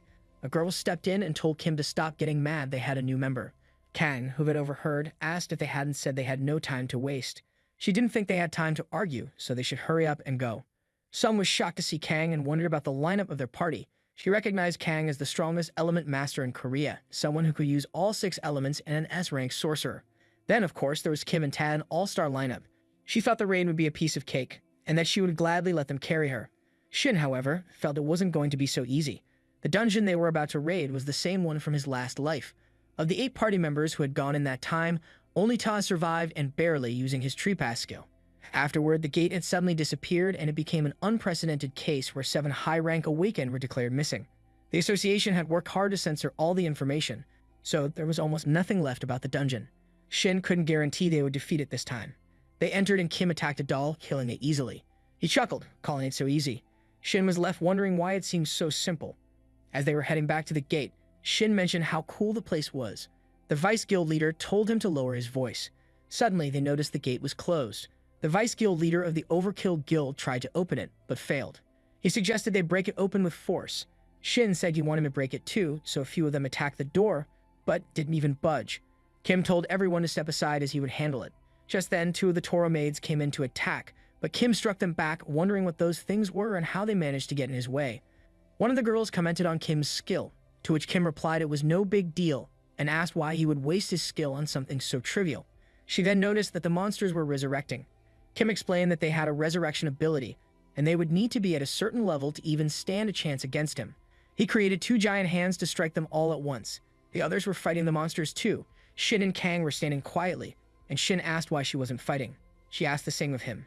He explained that he was a support-based production class. She said there wasn't really a reason, she just didn't feel like putting in effort for a party like this. She was a little excited at first, thinking she would be working with the strongest person in Korea, but now it seemed all just show with no substance. They couldn't even kill 1 monster. Had she known it would be like this, she would have declined the invitation. Shin felt something strange about the polluted mana from the monsters. It didn't seem normal. He wondered if it was like they were tied together by threads. All of the mana seemed connected to an object, and he thought maybe they just needed to break it. He also wondered if he had any reason to show off his skills to them, but it should be fine if he could just use his rental powers. Kang used her ability to make something small appear from the ground. Shin asked if she had enough mana to deal with the bugs and why didn't she send it over there. She replied that she hadn't mentioned it earlier and that she only kills what she wants to. As she destroyed a bug, Shin thought it might be worth checking, and then teased her, saying she must be afraid of bugs. She snapped at him, telling him to stop talking to her because it was annoying. He apologized, saying he wasn't meddling, but pointed out that there might be a bug monster nearby. Kim was attacking the monsters as well, but they kept getting back up. Kim wondered why his attacks weren't working. Tae was also fighting them, and then suddenly, everything stopped. Kim wondered what happened and realized he would finally warmed up, though it felt like small fires were starting to burn out in the end. The object controlling the monsters was destroyed, and Shin, absorbing its mana, realized it was the source of the resurrection ability. If he hadn't been able to see the polluted mana, he wouldn't have been able to figure it out. Shin wondered if this was the reason they had failed to raid it in his last life. Ta told the Vice Guild Master that the lobby was basically empty and they didn't know for sure what was going on, so they should research the entire first floor. The Vice Guild Master agreed, saying he would take the lead and everyone should follow him. They rushed ahead and ran into a group of the same monsters. Kim shoved the Vice Guild Master aside, saying he would go first. He attacked the monsters and Sung wondered if the mana they were gathering was coming from the object inside the self. Shin pointed to a spot and told her to shoot there. She got confused, asking if that would break the controller. Shin told the others what was happening, and in a second, the situation was cleared. There wasn't much to it. Shin thought to himself how quickly they had cleared the first floor, moving through the room so fast. Then they reached the stairs, and Ta said that since they had finished the first floor, it was time to head to the second one. Kim called him a bastard and told him not to act like a leader since he already knew what was going on. Ta told his people to follow him, but as they walked, Kim thought Ta was ignoring them. He was determined to crush Ta's pride too. Suddenly, Kim felt pain and realized he had pushed himself too hard just fighting. He then said they should go, and the girls suggested they go together. Shin felt something was bothering him. From Ta's words, nothing seemed wrong, but he needed to check the room himself. So he entered alone and saw some mana ahead of him. On the second floor, they were attacked with a strong power, and Kim said he didn't have time to use his skills. The others were surrounded and were doing their best to protect themselves. Ta asked if everyone was fine, and he thought about the invisible monster, sensing it was of a high rank. The Vice Guild Master said he was fine, and Sung added that she was okay too, but she couldn't see Shin. Ta was shocked to hear this, and as he looked around, he realized he hadn't noticed Shin and wondered what had happened to him. He called out Shin's name loudly. Meanwhile, Shin, still in that strange room alone, thought the battle outside was going badly. He had finished absorbing the mana and knew he needed to rejoin the group quickly. But as he turned, the door was already closed, and he wondered if there were any enemies inside. Then he saw a girl appear from behind the door, holding a small doll in her hand. Shin wondered what a young girl was doing in the dungeon. She called out to him, asking if he was the hunter, and then told him to just follow her. As she turned to leave, he called out, asking her to wait and how she knew he was a hunter. She replied that the lady downstairs had told her that a hunter would come to save her later, and that they should leave together when that happened. Since he had made it all the way here, she figured he must be the hunter the lady had talked about. Shin wondered about that lady. They both headed downstairs, and the girl asked him if he didn't know the lady. She thought it was strange, but she was sure that he was the hunter the lady had mentioned. Then the girl called out to the lady, saying it was time to get it together because the person she talked about had arrived. As Shin looked at her, he thought it seemed like she had suffered some mental damage from something. He excused her, saying he had been sent by the Hunter Association. When she heard that, she immediately got up, asking if he was really sent by them. He confirmed and mentioned that it must be a tough situation for her, but he wanted to understand what had happened. She got on her knees, visibly relieved, and thanked him. She then explained that she was the 4th scout sent into the dungeon. Since the first 3 scouts didn't return, she was ordered to investigate and search for them. However, as soon as she entered the dungeon, dolls from all directions started charging at her. She was taken aback and tried to leave through the gate, but for some reason, the door was closed and the wooden top was blocked, which trapped her inside. Shin thought they were in the same situation and asked if she knew what had happened to the other scouts. She nodded and explained that she had called out their names to check from the entrance, but something felt off. They seemed unconscious. Suddenly, the others tried to attack her, so she ran and ended up meeting the girl who had helped her a lot. She said the lady had played with her too much. Shin asked for the girl's name, and she replied that she was Elizabeth but preferred to be called Beth. He suggested they leave together for now, since staying there alone would be dangerous. She replied that the outside was even more dangerous.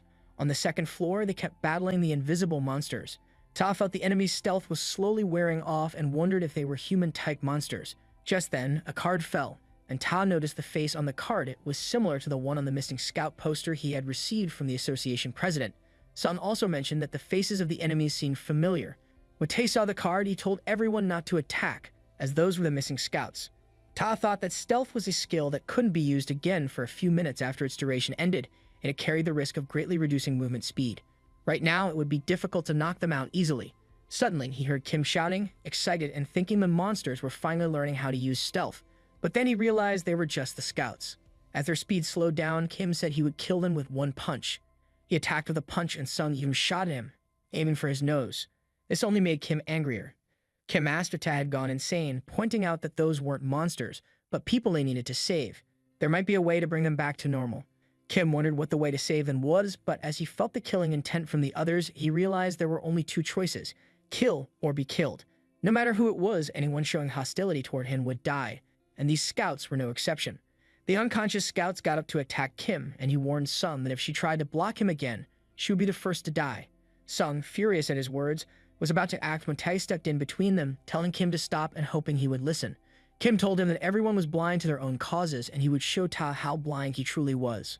At that moment, a girl stepped forward to protect Ta. Kim coldly said it wasn't a request, but a deal. He would pass over the raid's rewards and funding to the Shinhwa Guild. With those conditions, he thought it was enough to consider it. An attack came at Kim, but he blocked it with his hand armor, saying it was just a warning. He added that if Ta pissed him off even slightly, he would kill him immediately. Ta thanked him for the warning and thought he would gain a bit of time. Sung apologized to Ta for what she had done, and he told her to take responsibility later. For now, they needed to focus on the current situation and figure out how to save the others. Meanwhile, Beth asked Shin if he had seen the dolls outside as well. Some of them were extremely scary, and she didn't know exactly how, but they were all wrapped up in purple threads.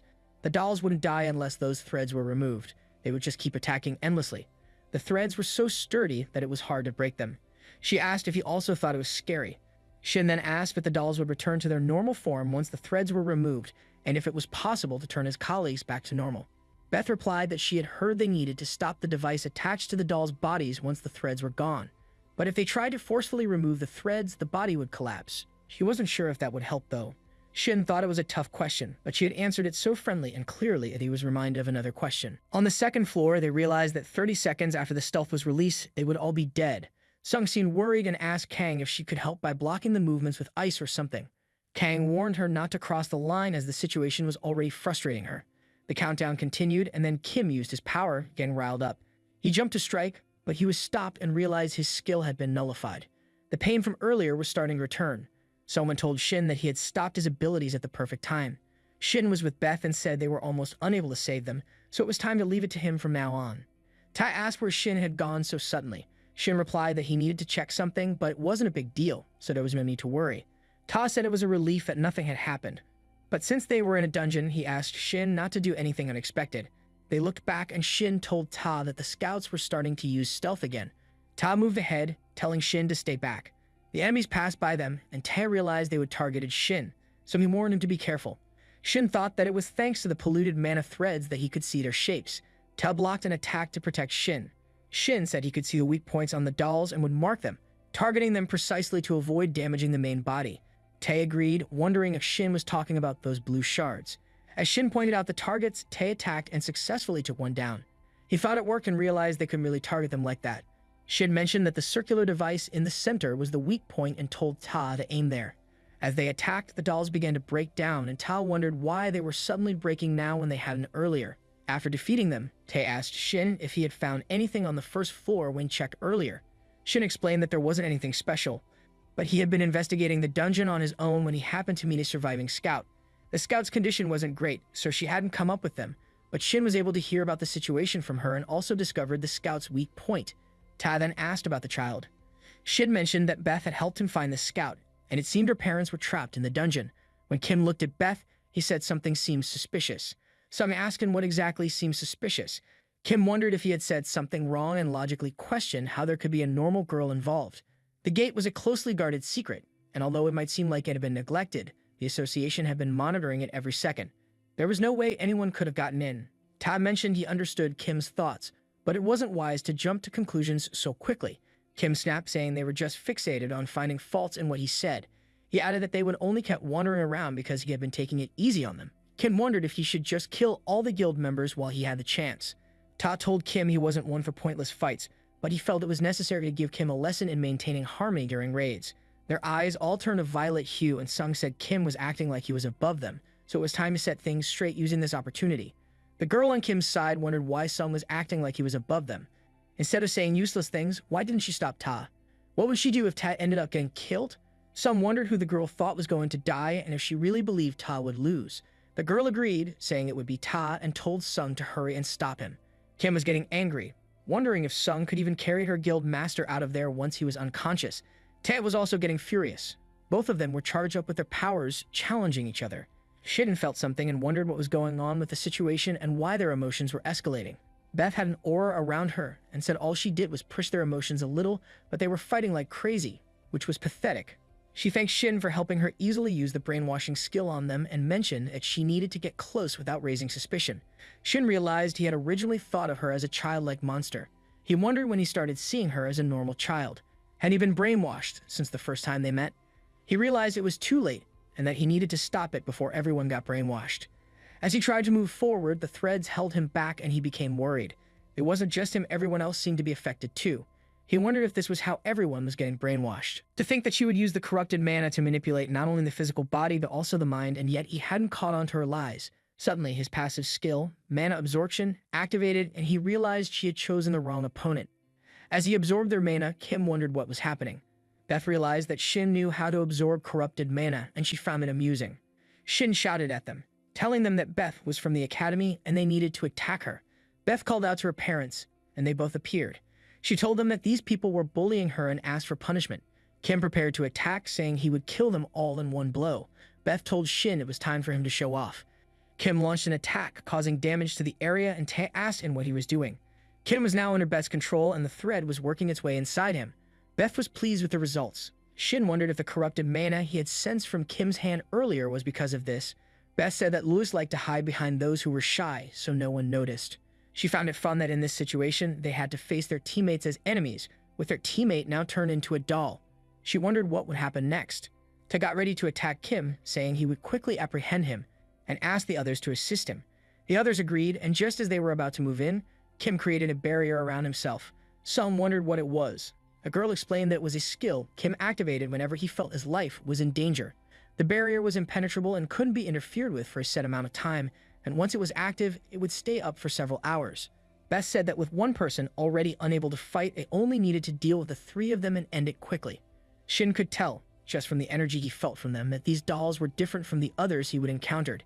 Each one felt like a tough dungeon boss, and ignoring the two guards to pass through would be way too dangerous.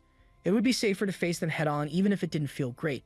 It might just be a gut feeling, but something about them seemed off, like they weren't just typical control-type dolls. Tae asked to take on the female doll, while he would handle the male one. The plan was to focus their firepower on them and end things quickly. Sung was on board with this. As the male doll charged toward Tae, Tae was ready with his flare sword. Shin watched the boy working with an ice piece and some mana threads, wondering if it was a skill that could turn enemies into dolls and control them. Was there a bug in the system interfering with Kim's impenetrable ki?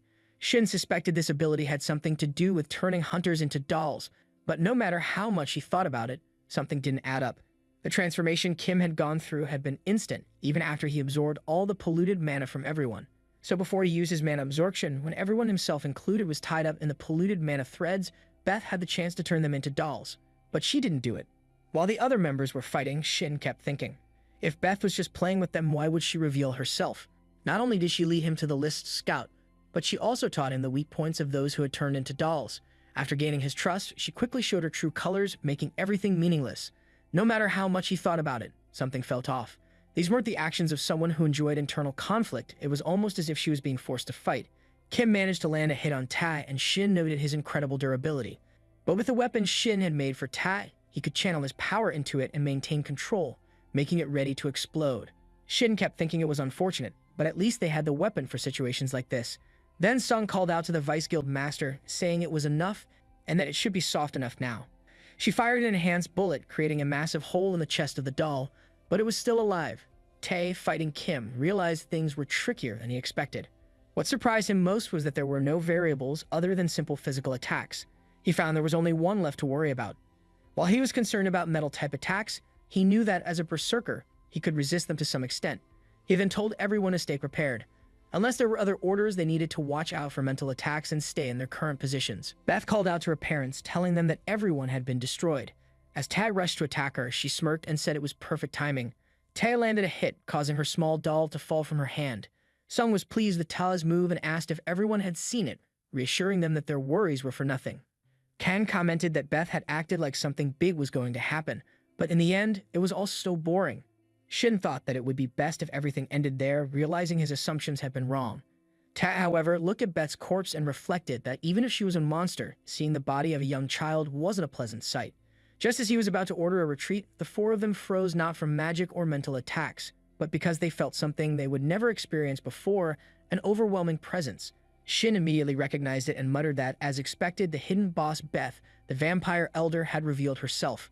The system screen displayed the main and additional goals, along with their rewards. Beth appeared in her true form as a vampire, thanking them. She explained that she had been waiting for people who could destroy her parents, and instead of that, they betrayed her, and now they would live eternally with her power. Beth was furious. She called them ungrateful rat bastards for abandoning her in that useless body, and now she finally felt alive. How long had it been? She hated every second of it, spending all that time in such a weak form. Kang snapped at Sung and the Vice Guild Master, telling them not to just stand there like idiots and to prepare for what was coming. Kang realized that while Ted was talented, facing a monster like Beth alone was impossible. Beth smiled and told Ta that he was being cute but called him a rat bastard. The three of them were confused by her words. Beth then said to let's see, shall we, and she will enjoy a meal for the first time in a while before using essence drain. The group began coughing up blood. Kang thought to himself that high-ranked undead were skilled at absorption-type magic, but from that distance, with this many people, she could suppress them without needing to activate any conditions or prepare in advance. He wondered just how much of a monster Beth really was. Tag activated his flares, and Beth commented that he was strong enough that even in their current state, they couldn't have been a problem for her. If they had been able to use all their power, the results might have been different, but that wasn't going to happen. She crushed something in her hand and attacked Ta. Shin couldn't help but wonder what percentage of a threat did he think they were facing. Tae asked Shin what he meant by that. Shin explained that the Berserker's explosions had a limited output. Tae couldn't keep using 100% of his power all the time because his body and rationality wouldn't hold up. He would heard that Tae adjusted the explosion's output based on the situation, but since he was still new to using the explosion skill, he wasn't completely sure how to manage it. When Tad had fought Arachne last time, Shin believed the output he used was no more than half of his maximum, and since then, Tad had probably been using even less than that. Tad admitted that even so, his strongest sword still broke, and in his current state, he wasn't sure if he could reach a level of output he would never attempted before. But he would buy some time. Shin remarked that he wanted to monopolize Ta's abilities, but he knew that was a ridiculous request. Ta suddenly felt a strange energy and wondered if it was mana. Shin continued, saying it felt like he would be tied to Ta from now on, so he thought it would be best if they kept pushing each other to grow and develop. Using his demonic weapon production skill, Shin had saved 100 units of polluted mana and was searching for a suitable weapon from the demonic realm.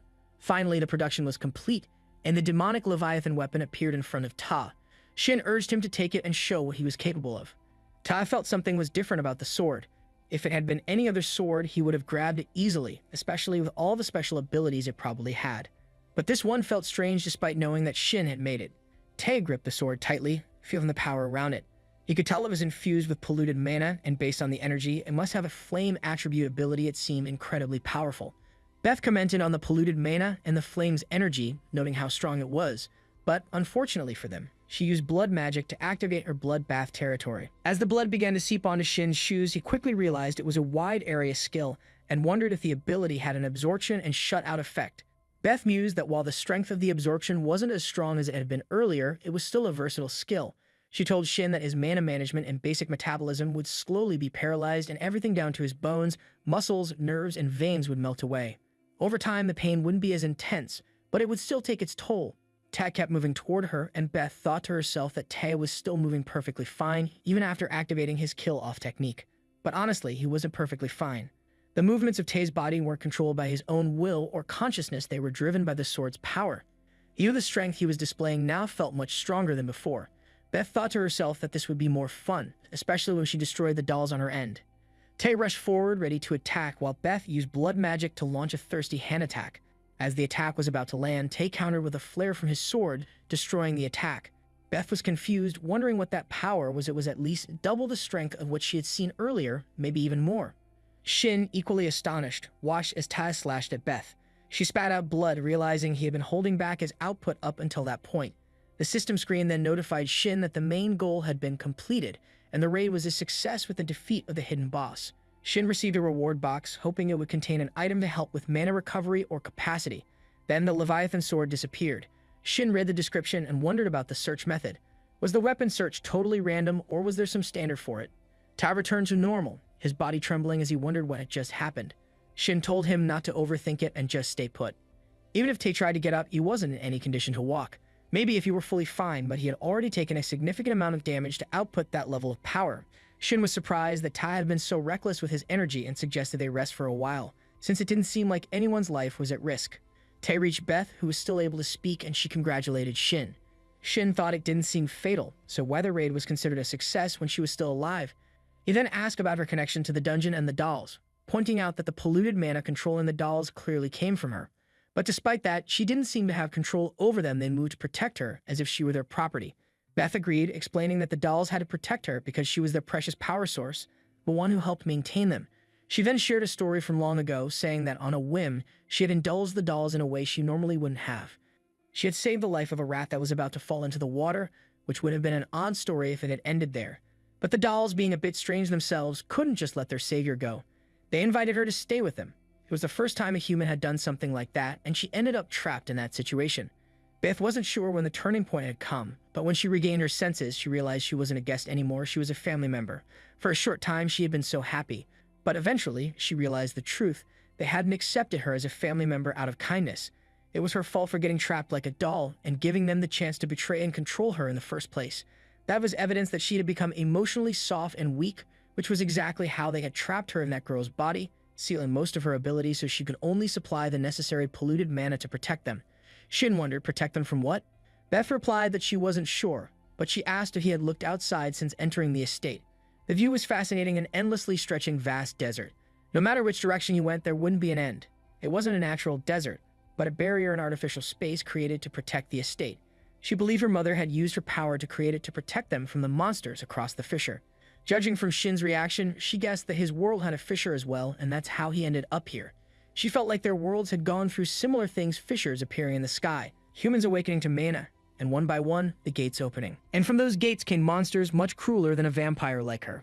Shin approached her and asked how her world had handled the calamity caused by the gates and how many years had passed since the first fissure. She replied that the calamity was inevitable. Unfortunately, she didn't witness it firsthand after being trapped in that body. She spent dark years unable to move.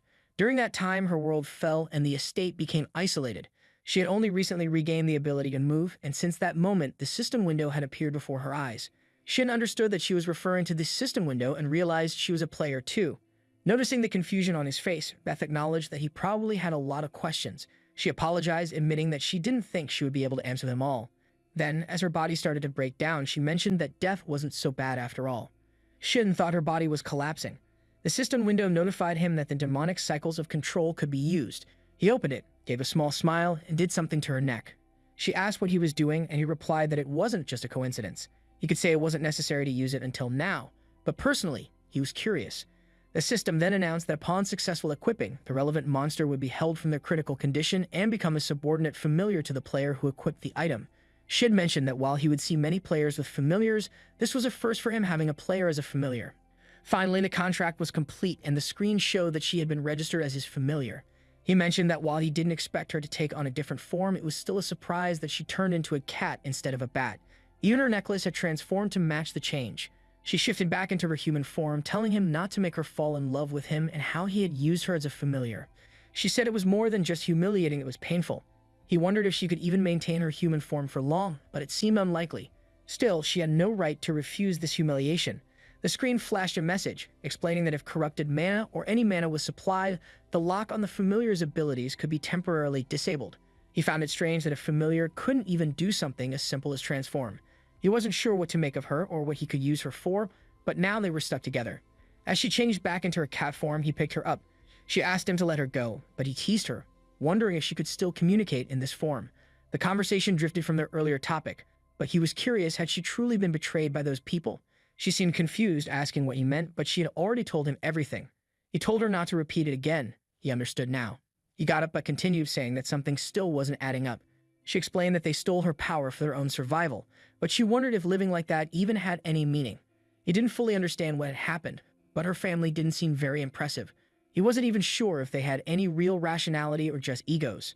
Rather than being living creatures, they were more like dolls programmed to move in a set pattern. Beth told him there was nothing they could do about it, and that the mentality of humans was meant to evolve to fit their physical bodies. They had ended up this way because they had forcibly used corrupted mana, causing their egos and rationality to wither away. She then asked if he expected her to feel sympathy for those people. He denied that, adding that if it were him or most humans, they wouldn't choose to continue living like that. Shin then thought about the father doll, wondering if he moved bodies, he might have it. Beth asked what he was getting at. If it were him, she said he wouldn't have chosen to continue a life like that. So what was the point of saying something like that? Shin used his power to create a purple orb, calling Beth to him. She flew over, thinking how even a simple command like that had a compulsion behind it. As they got close to the orb, Shin told her that he didn't know if she was aware of it, but the orb was known as an essential crystal. It was usually used for black magic-affiliated spells, and it could save a part of her own mana and soul within it. Those people must have taken her power and stuffed it into the doll, bringing their source into it. They might not have had enough power, but they were clearly quite technically skilled. Beth wondered what he meant, and he asked if there wasn't another way. They then appeared in the house, where the family was talking around the dining table. The lady said she had seen thousands of different visions over the past few days, but the results were always the same. The conclusion was that something was happening between two different worlds in the last few years, and that frequency would continue to increase uncontrollably. Even if they postponed it as long as they could, it would be too late to properly prepare for what was coming. Beth thought that this wasn't the present reality but must have been a vision based on memories. She wondered if those were the father's memories. The father then asked about the method and the different dimension hypothesis she was researching. He said if that was the case, at least their family might survive. The mother mentioned that if they received Beth's help, they could at least separate the land around their estate, but the real problems would come after that. If their world collapsed, the estate would be trapped in the space between two dimensions, floating aimlessly until someone from another world discovered them. It could take hundreds or even thousands of years, and in the meantime, it would just be waiting for a slow death. The father was clearly worried, and the boy was adamantly refusing to use Beth. The mother wondered what he was talking about. He mentioned that, as she had said, they could only survive for a few more years. But Beth was different from them. Couldn't they at least save her? The reason their family was still alive was all thanks to her actions on that day. If it was fate they couldn't escape, he thought at least one member of their family should survive, but there was no way she would cooperate with them. They had all tied her with a thread, and she was wondering why they had done that to her when she had trusted them all. They felt deeply sorry for her and summoned crystals into their hands. The boy spoke up, wondering if, after transferring their consciousness into the doll's body, they would still retain their human minds. The father replied that yes, it would for a while, maybe even a few decades, or 100 years, but eventually their human consciousness would slowly fade away. After about 200 years, they probably wouldn't even remember who they were. They would still be the dolls they had to be. Even though their dimension was isolated, they didn't know what kind of dangerous variables might appear. And when that time came, they would protect Beth from those dangers. The father didn't know how long it would take, but they would do everything they could until someone from another world came to take her and save her. Shin had consumed 50 corrupted mana, and then he saw that Beth was crying. He wondered why they hadn't told her about it earlier. Shin told her that if they had, they all would have met their end together. It was a ruin they couldn't avoid. She would have chosen to face it with them. He told her not to sit around and to get moving, as they didn't have much time. The system window flashed, indicating that the freed abilities for Beth would last only about 2 minutes. Shin told her that this wasn't even a complete recovery. To think that 50 corrupted mana only gave her 3 minutes, he wasn't going to waste that expensive price for her to keep crying like this.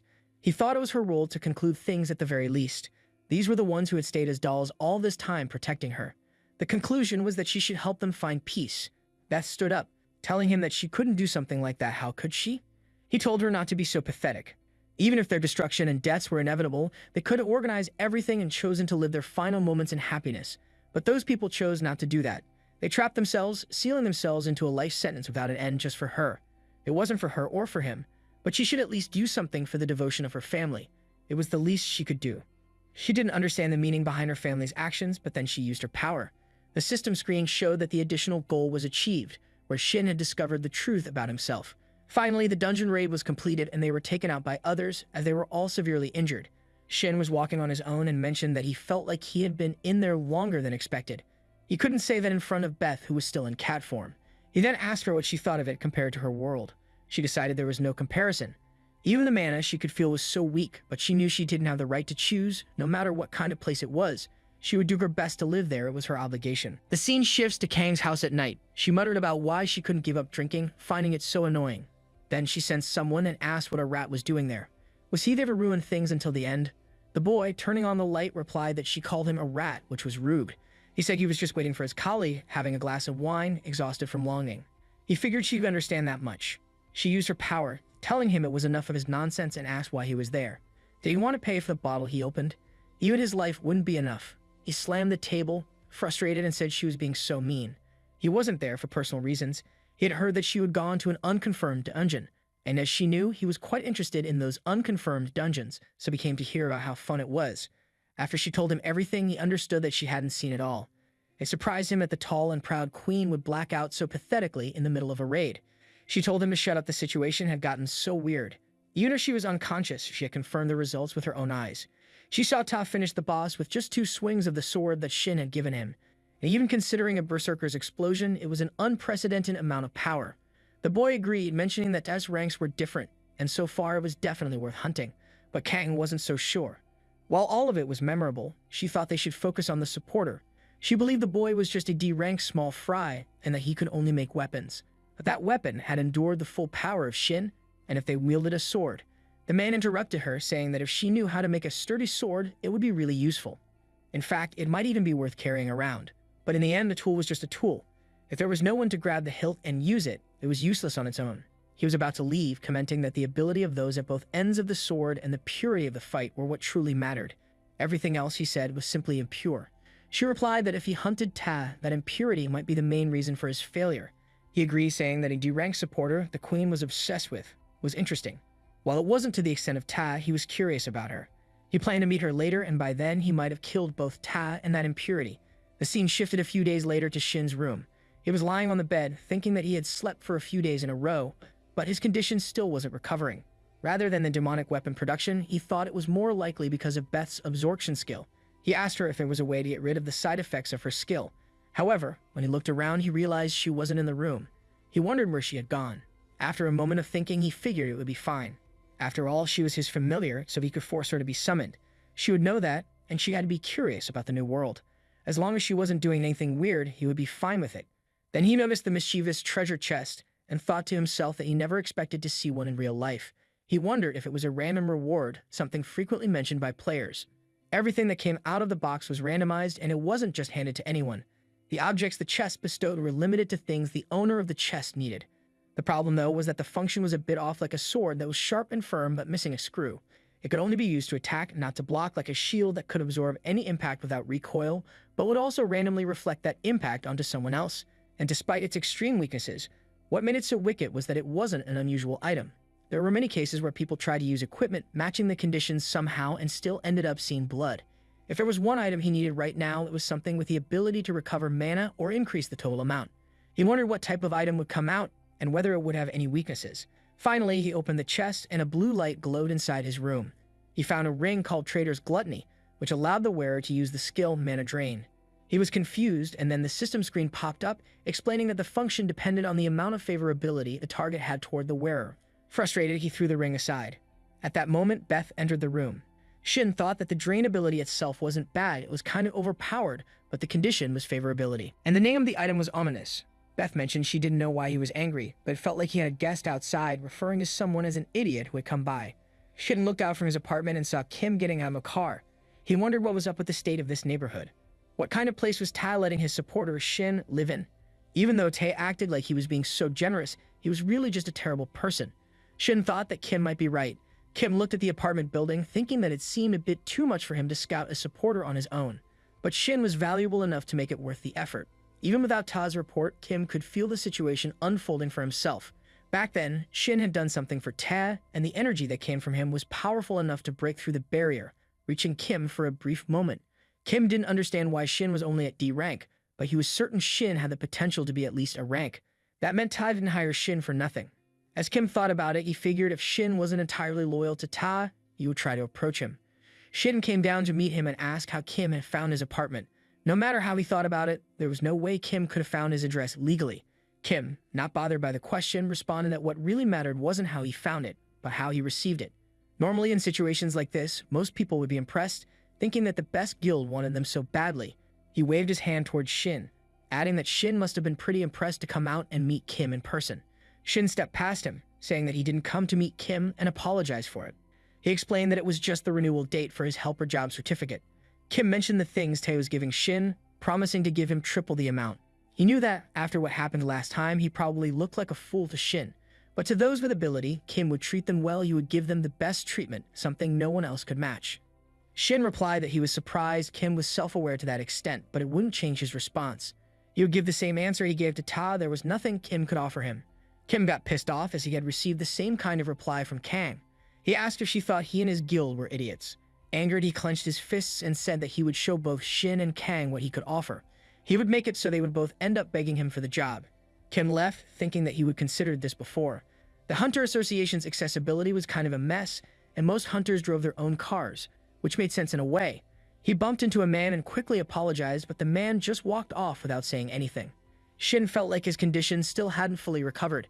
As he was walking, a person approached him directly. He tried to recognize the face, but couldn't. He wondered if Dojin Hinon was still alive. The scene shifts to a dungeon entrance, where a man with a giant hammer tells his party that if everything's good with their preparations, it's time to head inside. He reminds them that from C-ranked dungeons and above, even high-ranked hunters can get seriously hurt or even die from a mistake, so everyone's probably aware of the risks. But when it comes to safety, they can never be too careful. A girl nervously admits this was her first time doing a C-ranked dungeon or higher. Shin, the helper, wonders if that's true, then reassures her that the tank was a veteran. If they follow his lead, they shouldn't run into too much trouble, though he knows it's not really the helper's job to be giving out assurances like that. They start heading forward, and a man named Yoon Dojin, who's hiding his face and wearing a hood, thinks to himself. He's a D-rank support with a knack for crafting. It's been 2 years since he started hunting, though he's only had about a year of practical experience. He remembers his first year with the Doan Guild, which was led by Hyungmoon Doyoon. Dojin recalls a conversation he had with Doyoon during a meal, where Doyoon talked about a D-rank gate. Dojin had asked why Doyoon was interested in a simple D-rank gate when, with his experience and the guild's resources, he should be aiming for something higher, like a C-rank. Doyoon had explained that although it was a D-rank gate, its size and the amount of resources it held made it worthwhile. In dungeons like that, the profits were huge compared to the manpower required, which was why large guilds usually took on these kinds of dungeons. Dojin comments that the D-rank dungeons seemed so cheap, especially when big guilds were already rolling in riches. To them, a D-rank dungeon was probably just pocket change, but Dojin points out that things were different for newer guilds like theirs. Even if they only get half of what they expected, there's still a lot they can do with it. He could upgrade his hardworking guild members' equipment and train them in exclusive facilities, instead of sharing space with other guilds. There wouldn't be much left after that, but it's enough to build up the guild. Doyoon then tells Dojin to be patient. The whole world will know the name of Doan Guild soon enough. Dojin remembers another day when he received a call with some unbelievable news from the association. He meets a man who tells him that Doyoon was actually a B-rank hunter, and he's even been recognized as a veteran, so it didn't make sense that he would be killed in a dungeon like that. The man goes on to explain that the dungeon Doyoon entered wasn't just any ordinary one. He didn't know what Dojin was aware of, but it was an unconfirmed dungeon. The post-investigation results showed that it was a place with an extremely high level of danger. Dojin was stunned to hear about the unconfirmed dungeon. At that moment, Dojin starts to feel like Doyoon's death wasn't just a simple accident. He mentions that he would look into the gate through an official auction. Dojin didn't know if others knew about this, but he knew Doyoon wasn't the type to lie to him. The man then asks if Doyoon had said anything to Dojin beforehand. Dojin starts to think that maybe someone had manipulated the gate bidding, and he senses that something isn't quite right. But he denies it to the man, telling him that it would be beyond simple common sense. The man informs Dojin that Doyoon's body will be transferred in 2 days, once the investigation was complete. He hesitates for a moment before adding that it's fortunate they were able to recover his remains, thanks to one survivor. They were able to collect all the bodies easily because of him. Dojin wonders who this survivor is. The man admits he doesn't know the full story, but it seems like the survivor was just lucky. Dojin pushes these thoughts aside, and just as they arrive at the dungeon, the team leader calls for everyone to get started and enter the gate. He says they will finish the dungeon raid without any serious injuries if possible. As they enter, Dojin can't help but think about how all the guild's veterans, including Doyoon and B-rank hunter, had died. So how did someone like Shin, a rookie D-rank supporter, manage to survive? It didn't make sense no matter how they looked at it. And somehow, it all seemed tied to Doyoon's death. No matter what it took, Dojin was determined to uncover the truth. After a while, a man approaches the gate, but the guards stop him, as hunters who aren't part of the raid aren't allowed in. The man claims he's part of a party and says he must have gotten the wrong time. He shows them his permit and asks them to check it. While the guard checks, the man mutters about how these crazy people would show up at all hours if they weren't connected to the raid. The guard confirms his approval, and the man mentions that it's a relief. The guard asks what that was, and the man responds that it's a relief that he can get in, and he mumbled if he couldn't, they would all be dead. He wonders about Dojin inside the dungeon and thinks to himself that it will be interesting to see what kind of abilities his hero candidate has. Inside the dungeon, the party has just finished off the hated Duke monster. The team leader mentions that they finally defeated it by themselves. But Dojin senses something's off. There's no way this was a C-rank dungeon. In fact, he's sure it's a high-level B-rank. If they would kept their abilities hidden until the end, it could have been really dangerous. The team leader thanks the dealer, saying he never thought such a talented person would be with them. Dojin denies it, saying even though the dealer helped, it was only about half of what was needed. He thinks back to the battle with the monster while the team leader was falling back. Dojin had been standing his ground, facing it head-on. Dojin thinks to himself that if he would brought the equipment he usually uses, it would have been much easier. Shin then comments that it looks like Dojin needs new weapons and offers to make him a pair. He asks if Dojin will forget about his abilities once they leave the dungeon. Dojin tries to shake off his thoughts about the strength, cutting power, and weight of the weapons, all of which were a few steps above the gear he usually uses. The fact that someone could materialize such high-level weapons so easily makes him wonder, was Shin really just a D-rank supporter? Dojin calls out to Shin, asking who he really is. Shin replies that he should be the one asking, since they haven't introduced themselves yet, but Dojin already knows his name. Dojin agrees and, removing his face mask, decides to rephrase his question. He asks if Shin knows Doyun, his older brother and the guild master of Doan Guild, which Shin had been a part of about a year ago. Shin seems confused, and Dojin continues, explaining that he doesn't really care about Shin's identity. What he wants to know was everything that happened to his brother a year ago and whatever Shin's connection to it might be. Before he can say more, an attack was launched at him. Dojin quickly gets ready, drawing his two swords and wondering if there's still a monster left to deal with. But to his surprise, a man steps forward, saying it's an unexpected turn of events. He comments that even though Dojin's best days were ahead of him, he didn't think anyone else could have deflected his attack. To think someone like him was still alive, and that he's already killed the other team members. Dojin thinks to himself that he didn't even notice when the man appeared, but he's clearly incredibly strong. Was he a berserker? Either way, he's definitely talented, a few steps above Dojin. Dojin tells him there's no need to be scared and that he should relax. The man responds, mentioning he had heard there was a D-rank supporter mixed in, but it turns out to be Impurity Boy. Shin wonders what he means by that. The man continues, saying it's a shame because he would hope Shin would put up more of a fight, but that doesn't mean he will let him live. Dojin realizes the man knows Shin too. The man swings his giant sword, saying he's curious to see if they really have something to offer. The hunt will be more fun if that's the case. He then attacks Dojin. Dojin feels the incredible force behind the strike and knows he can't clash head-on with him like he did before, not more than once or twice, at most. If he gets swept up by one of those attacks, it will be over. So he decides he has to avoid and dodge at all costs, looking for an opening. He rushes in to attack, but the man comments that it seems like Shin, the other bastard, was useless. The man doesn't even consider it a 2-1 situation. Shin protests, saying the man was wrong. He's actually tied up with violet threads, courtesy of Beth, and can't move. Shin and Beth both speak up, declaring that it's actually 3-1. The system window shows that since Shin didn't have the saved polluted mana, his stamina and mana would be drastically drained instead. Beth will also be forced out in 10 seconds. Shin, injured and in critical condition, thinks about what he's gained in exchange for the damage just a brief summon. But even so, it's enough time to put an end to this fierce fight. The man attacks them, but Beth uses her fog skill to make it difficult for him to see clearly. The man mutters that it's unfortunate, but pure physical strength-based attacks aren't scary at all. He also notes that while Dojin seems similar to Shin, there's a noticeable difference in their levels. He's sure that Dojin's weapon plays a big part in that. Beth then says, "Looks like it's time to say goodbye." Dojin, seizing the moment, rushes in to attack. The man tries to dodge, but in the end, his arm was cut off. As Beth begins to fade away, she comments that it's not bad at all, though the ending was a bit sloppy. Dojin thinks to himself that while killing the man might be too difficult, he could at least manage to seriously injure him. There's a huge gap in their basic skills, but in this state, Dojin was certain he has a real chance. Dojin tells the man that if he wants to live, he should just drop his weapon and surrender. He adds that considering the sins the man has committed, the outcome will likely be the same either way. The man drops his weapon and gets up, and while Dojin initially thinks it's a clear act of surrender, he instantly senses that the man has something else in mind. As the man prepares to use his power, Shin realizes it's the corrupted mana. Dojin quickly rushes to attack, but the man smirks and says, "Let's see each other later," before disappearing. Dojin sees the magic circle forming and understands it's a teleportation circle. Shin comments that it's a relief, it's just a simple escape item. If it had been an attack or debuff type spell, Dojin wouldn't have made it out in one piece. Looking at Shin, Dojin asks him what happened with Doan Guild and Doyun. Shin promises to explain everything, saying Dojin has the right to know. Later that evening, Dojin and Shin watch as the association's personnel remove all the bodies of the party members. Dojin mentions that it doesn't sit right with him those people were murdered by that man, yet they both have to lie and claim that the monsters inside the dungeon killed them. Shin replies that they didn't have any other choice. According to the security personnel, they believe the party had 7 members. A few minutes after they entered, someone with an access card showed up late and entered the gate.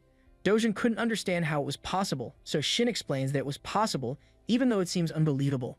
He mentions that the certificate they used was good enough to fool the security personnel. It might have even been a real access pass.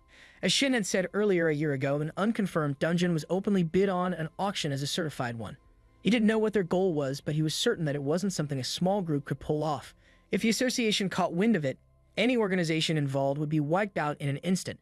Shin speculates that the person behind this must be a big player, someone who's important enough that even if they get caught, it won't matter. Dojin probably already understands the basics, but Shin emphasizes that they're not just dealing with ordinary bad guys. This was why they have gone so far as to manipulate the guild members' families, even including Dojin's own. Shin adds that some people might have trouble accepting the reality of it all. Dojin realizes that if they report this officially to the association, those people could end up getting hurt. Shin nods, confirming that's exactly what he meant. Dojin, after processing everything, decides to ask one more thing. Shin's ability.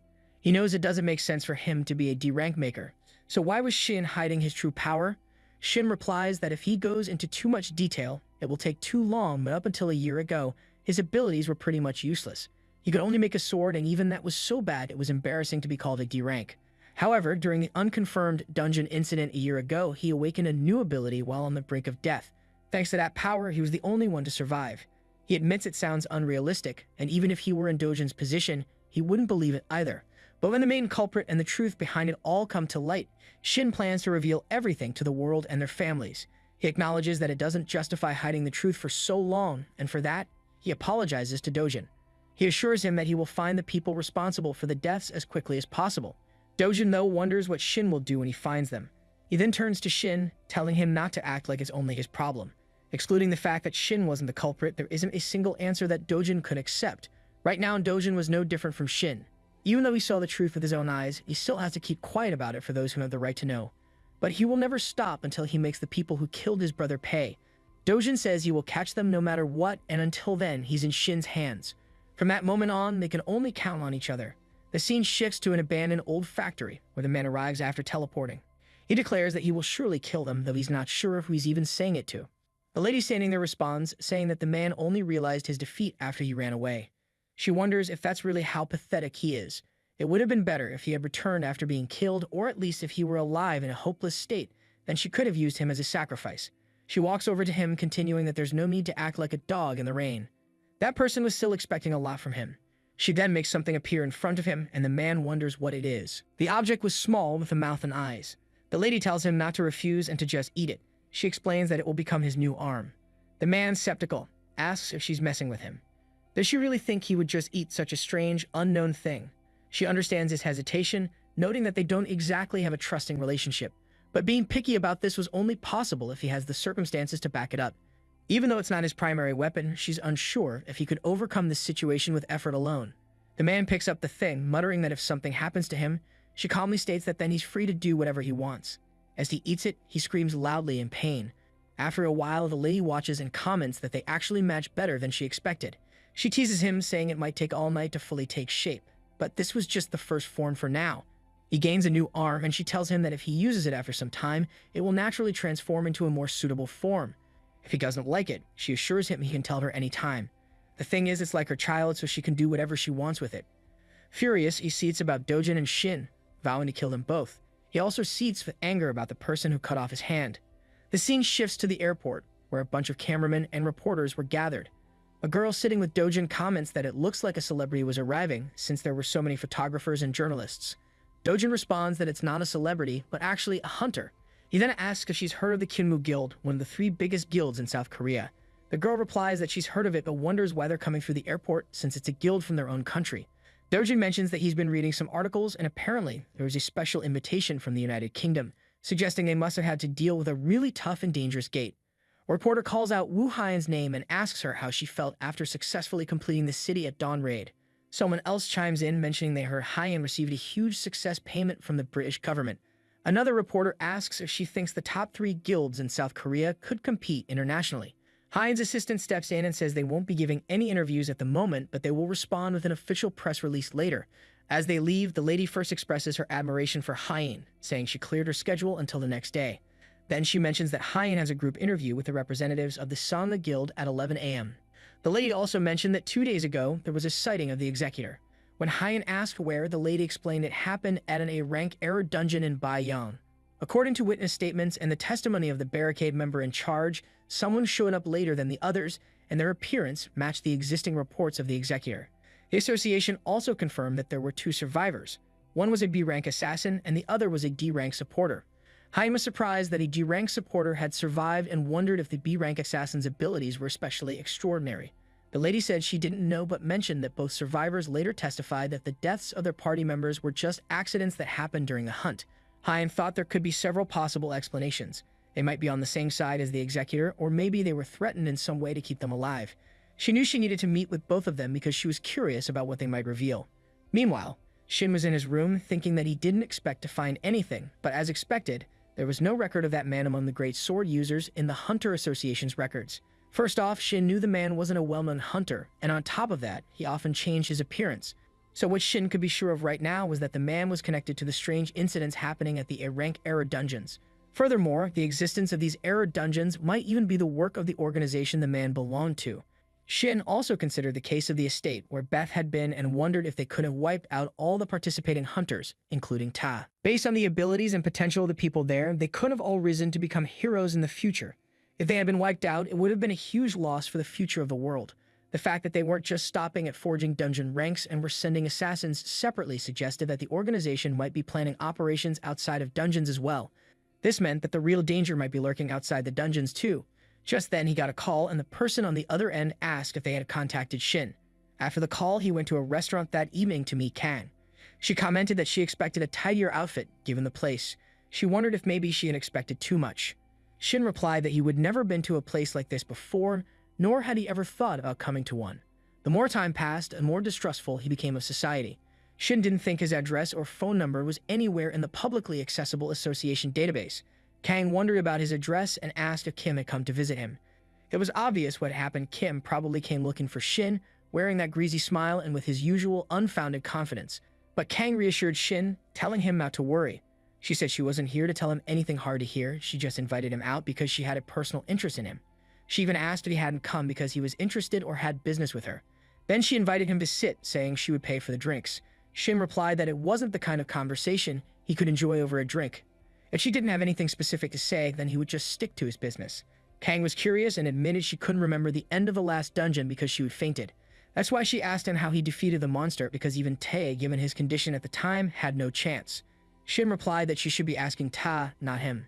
After all, he was a D-rank supporter with no combat ability. In that situation where everyone else was unconscious, there was no way he could have understood what was happening. All he did was use his remaining energy to create a sword, and he didn't know anything else. Kang said that was fine, but Shin was left wondering what she really wanted to say to him. She mentioned that, although it sounded absurd, it was actually quite amusing. A crazy person with a great sword was going around hunting hunters, and the likely next target would be Kang. Shin replied that if his predictions were correct, the fact that she entered in a rank-era dungeon meant she was already a target.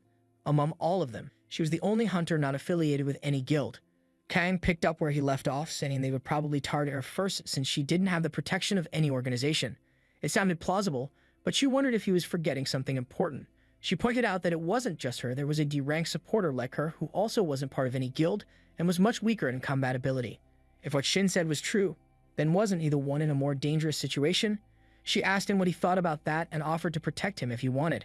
Shin replied that he had already told her everything he needed to, so he was leaving. He added that she should take what he said seriously because her life was on the line. As he left, Kang called someone, telling them that Shin had left, so she was asking the person to do their best since this was an opportunity they would have been given, even if it meant going into debt. She ended the call and wondered what would happen next. As Shin walked alone, his power activated and the same man he would encountered in the dungeon appeared, wondering if he should say they would met after such a long time. The man didn't care about anything else, but he had to acknowledge Shin's guts. Only a few days had passed since their last encounter, yet here Shin was, walking alone at night. Was he really that thoughtless and foolish? The man sneered, thinking that whether Shin ran away or screamed, it would all be pointless. He was sure Shin hadn't noticed him, but Shin was already trapped. The one who set it up was incredibly talented. With the barrier in place, no one would know what was going on inside, and until either Shin or the man died, not even an ant could leave. Shin shrugged, mentioning that it wasn't bad. The barrier only blocked entry, but it was based on a principle that created a virtual space mimicking reality. He briefly forgot about the corrupted mana and felt uneasy, realizing he couldn't sense any presence. He wondered if the man had killed everyone living there. It was a real relief, though just as capable as the man was, his organization had a level of discernment too. The man was curious about what Shin meant. Shin, however, replied that he had expected something like this to happen and that he thought they would come after him. It might even happen tonight. The man scoffed, calling Shin the perfect target and mocking him for being just a supporter who couldn't do anything on his own. Before Shin could respond, the man interrupted, attacking with his sword and telling him to keep babbling while acting so carefree. The attack landed, creating a cloud of smoke. But when the smoke cleared, the man was shocked to see Shin had created a sword to block the blow. The man thought to himself that this wasn't a half-hearted strike like last time. Any other fighter would have been dead immediately. Shin calmly responded, saying that it was the first time in a year he was able to fight one-on-one without worrying about any witnesses. As for being a supporter who couldn't do anything on his own, well, the man wasn't entirely wrong. Shin then attacked using the grid world and challenged the man to try and keep up. Hyam was in the car when she suddenly stopped, noticing that she couldn't see the sign indicating a gate, but she could feel the corrupted mana. She was a saint, a class considered mid to upper tier among support classes, and she typically used general mana, as well as distinct divine power. Divine power was considered the opposite of corrupted mana, so while some classes might not be able to see corrupted mana, they could still sense it. Her assistant asked if they should report it to the association, since the corrupted mana had appeared right in the middle of the residential area. Hyen suggested they wait for 30 minutes. If she hadn't returned by then, they could contact the association and report as planned. She gathered her power, grabbed her weapon, and headed off. Her assistant thought the area felt like a wall with nothing there, but Hyen seemed to sense something. Then to his shock, he watched as Hyen passed through the gate. Not only had she crossed, but now he couldn't feel her presence at all. He hoped nothing bad would happen.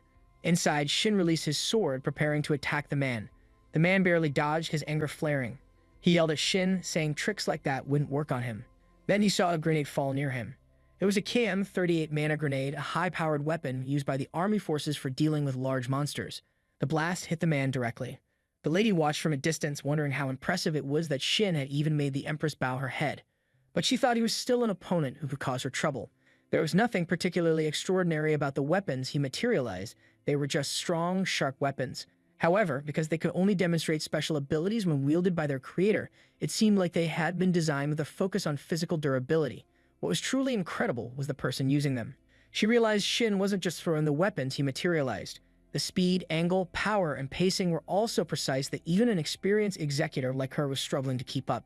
Furthermore, Shin was also materializing firearms, using them at the perfect moment and in the right place. He wasn't just exceptional at creating weapons. His application and skill usage were on another level. For someone to use them this effectively, they had to have real combat experience on the level of a seasoned veteran. She wondered if a monster like that had been hiding all this time. After Shin shot toward the man, he thought to himself that while mana bullets weren't very effective against monsters above C rank, they were a different story when it came to humans. The strength and toughness were on a whole other level, and much less so if someone was attacked from behind in a defenseless state. He really didn't want to imagine such a situation, but it wasn't like he was about to experience it himself. He wondered if the man was ready to give up. The man, still furious, called Shin a bastard. Shin replied casually, saying he only asked out of politeness. Then he launched a barrage of swords at the man. After the blast, the fog cleared, revealing that a new arm had grown for the man protecting him. The lady, watching from a distance, sighed and activated her power. She muttered to herself that there was no helping it. She didn't want to get involved if possible, but since her colleague was in danger, it was only right to help. If she had known it would come to this, it would have been better to deal with it from the start. The man mentioned that maybe he was being too greedy. She told him to do his best, and with that, his hand transformed into a weapon. Shin was ready with his sword, thinking that all of this was happening because his right arm, which should have been cut off, was now fine. The corrupted mana at such a level had caused this unexpected change. Shin released his sword to attack the man, but the man easily cut it down with his hand. The attack then came towards Shin, but he quickly created a barrier to protect himself. The lady, watching from the sidelines, commented that it wouldn't be easy. Materializing strong weapons wasn't enough, and it wasn't like Shin had a method to counter this. Shin then remembered the gift man had given him on behalf of Ta as part of his contract with the guild. He grabbed the bloodstone of Eraction, which contained the final cries of the monster Eraction. Upon using the stone, he could temporarily take on the same class and abilities as the one who had landed the final blow on it. His skill level and aptitude would match that person's for a minute, but when the time ended, he would lose 99% of his remaining stamina. Shin thought to himself that he never imagined he would use it on his own. He inhaled deeply and used the bloodstone. As the man rushed toward him to attack, the stone activated, and for a brief moment, Shin had the same team rank and aptitude as Ta. He stopped the man's attack with a giant sword and felt the overwhelming power of being a fighter class. Then the second round of the battle began. Shin attacked using an explosive strike. The lady was shocked when she saw the item and realized it was the one secret she had been able to guess. It was the temporary class change from an item related to the bloodstone affiliation, and the physical strength and energy he had were only temporary, granted by that item. But that weapon, how was it that she could sense corrupted mana from it? She couldn't believe he had received power from that person, and how could an ordinary hunter use corrupted mana? She thought back to the Beth Estate raid, when Shin had no corrupted mana left. But somehow, even a small amount of corrupted mana in the bloodstone wasn't missed by Shin's mana absorption. The system window showed that the mana absorption skill had been activated, and he had obtained 100 corrupted mana. Then the demonic weapon creation process kicked in, searching the demonic realm for a suitable weapon. Finally, a sword named Fragarak was forged. Shin quickly attacked with the sword, forcing his opponent back. As the enemy regained his balance and stood up, Shin rushed in again and unleashed a powerful blow. The lady felt something was off. Even though his class had changed, she couldn't ignore his strange skills and movement proficiency. It almost seemed as though he had been wielding a sword for years. Her question made sense. The Araxan's Bloodstone, while it allowed for a class change, didn't provide experience or proficiency. Plus, in his previous life, Shin never had a melee class, so it would make sense that he wouldn't have any fighter experience. That's why the demonic sword Fragarak was able to shine. Compared to the Leviathan that Tao wielded before, Fragarak was a step lower in destructive power. However, unlike the Leviathan, which specialized in firepower, Fragarak had a unique ability as a demonic sword. Shin felt like he was being entranced by something. His senses and consciousness were clear, but it wasn't him controlling his body. Even the thought of wanting to cut felt like the sword was moving him. The demonic sword, which takes over its wielder with its own will. And, ironically, that was exactly what made it so effective. In that moment, the weapon was perfectly in sync with its wielder. As Shin attacked, his opponent was terrified. As he turned to flee, Shin was already moving to strike from behind, slashing him down. As Shin stood there, he felt a sudden strain and wondered if the time limit had run out. The man, trembling, tried to get up, and Shin realized that with his current condition, one more strike would be enough to land a fatal blow. As the man tried to rise, divine lightning struck him. Shin, guessing what was happening, turned to see Hein approaching from behind. She called out to him, saying she had a lot of questions, but it didn't seem like the right moment for small talk. Noting the severity of his injuries, she told Shin not to move and to wait right there. Hein then captured the man, assuring Shin that she would make sure they wouldn't lose him. The man, confused, wondered what was going on with his body, then started bad-mouthing Hein, questioning what kind of situation this was. When Hein didn't respond, he asked if she was even listening, urging her to do something. Hein calmly pointed out that he didn't have any other choice. Then the man was placed into a machine designed to kill by decapitation. Shin and Hein stood there, shocked as the man was killed. The woman appeared, commenting that it wasn't a huge surprise. She hadn't expected it to happen like this, but she didn't think Shin would suffer so much. In the end, the man had been worthless. With that, she removed the useless part. Hein shouted that it was enough, warning the woman that if she made another move, she would attack. The woman wondered what Hein intended to do, and before she could think further, Hein launched an attack using divine power. The woman quickly put up a barrier to protect herself and the man's corpse, remarking that Hein had used divine power, and if she would have been hit, she might have died on the spot. She was lucky that she hadn't been hit by it. Hein was shocked by the divine power and wondered if there was another helper besides the executor and the woman. The lady then said that they would call it a day. She would give in to Shin's demands for now, but she didn't plan on wasting any more energy fighting someone who wasn't under her command. Next time, though, she would come back and make sure to dress him up more gloriously. With that, she used teleportation to escape. Hein then turned her attention to Shin, who had fainted on the ground. Shin woke up on a couch in a strange room, confused about where he was. Had he been moved while unconscious? How long had it been? To his surprise, he felt almost at his peak. He was exhausted. It seemed like he should have been bedridden for a week, unable to move a finger. But instead, he felt completely refreshed. He noticed that his hands were restrained. Just then, Hein entered the room. She told him that she wasn't sure how good his physical condition was, but she had done what she thought was best. She asked him to let her know if he felt any discomfort or if something was wrong. He responded that he thought he was almost fine, all thanks to her. He wanted to thank her for helping and treating him, but then he asked why she had bound him. Hein explained that from now on, she wanted him to answer her questions as truthfully and honestly as possible. She then asked why he had been with those people. She promised to answer any questions he had after that. Shin realized that she already knew his name. He greeted her and then signaled for her to start, asking her to explain what had happened. Hein was an S-class saint widely known among the public, not just the hunters. She was also the guild leader of Hyunmu. Shin thought to himself that in the memories from his past regressions, the Hyunmu guild wasn't one of the three great guilds. The concept of the three great guilds had been a bit unclear in his past lives. In reality, it had practically been a two-man show between the Overkill and Shinhwa guilds. There was a guild called Soul Link, but rather than being an equal competitor, it was more of a step below Shinhwa and Overkill. However, the current Hyunmu guild was different. It was now one of the three great guilds, measuring up to Overkill and Shinhwa. The difference between this world and his memories was so vast that he found himself curious about how Hyunmu had managed to rise so far, and Hayam is the key to that success. She explained that, to put it simply, she was just returning home after carrying out her plans. Shin thought to himself that she was the best healing-type supporter, someone who had made a miraculous jump from C rank to S rank. He agreed with her, explaining that he hadn't been with those people and had actually been attacked by them on his way back. He recalled that in his previous life, far from being the guild leader, Hein had been a mere supporter who had plateaued at B rank. He hadn't known her personally, but they had crossed paths a few times when their guilds worked together. As he remembered, she wasn't weak, she had an air of gentleness about her, but it was clear she didn't have the sharp edge she carried now. He couldn't help but wonder why her personality and abilities had changed so drastically. But there was no doubt that these changes had primarily benefited her.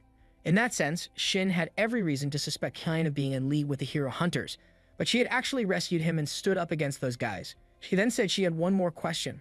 Was he acquainted with the executor?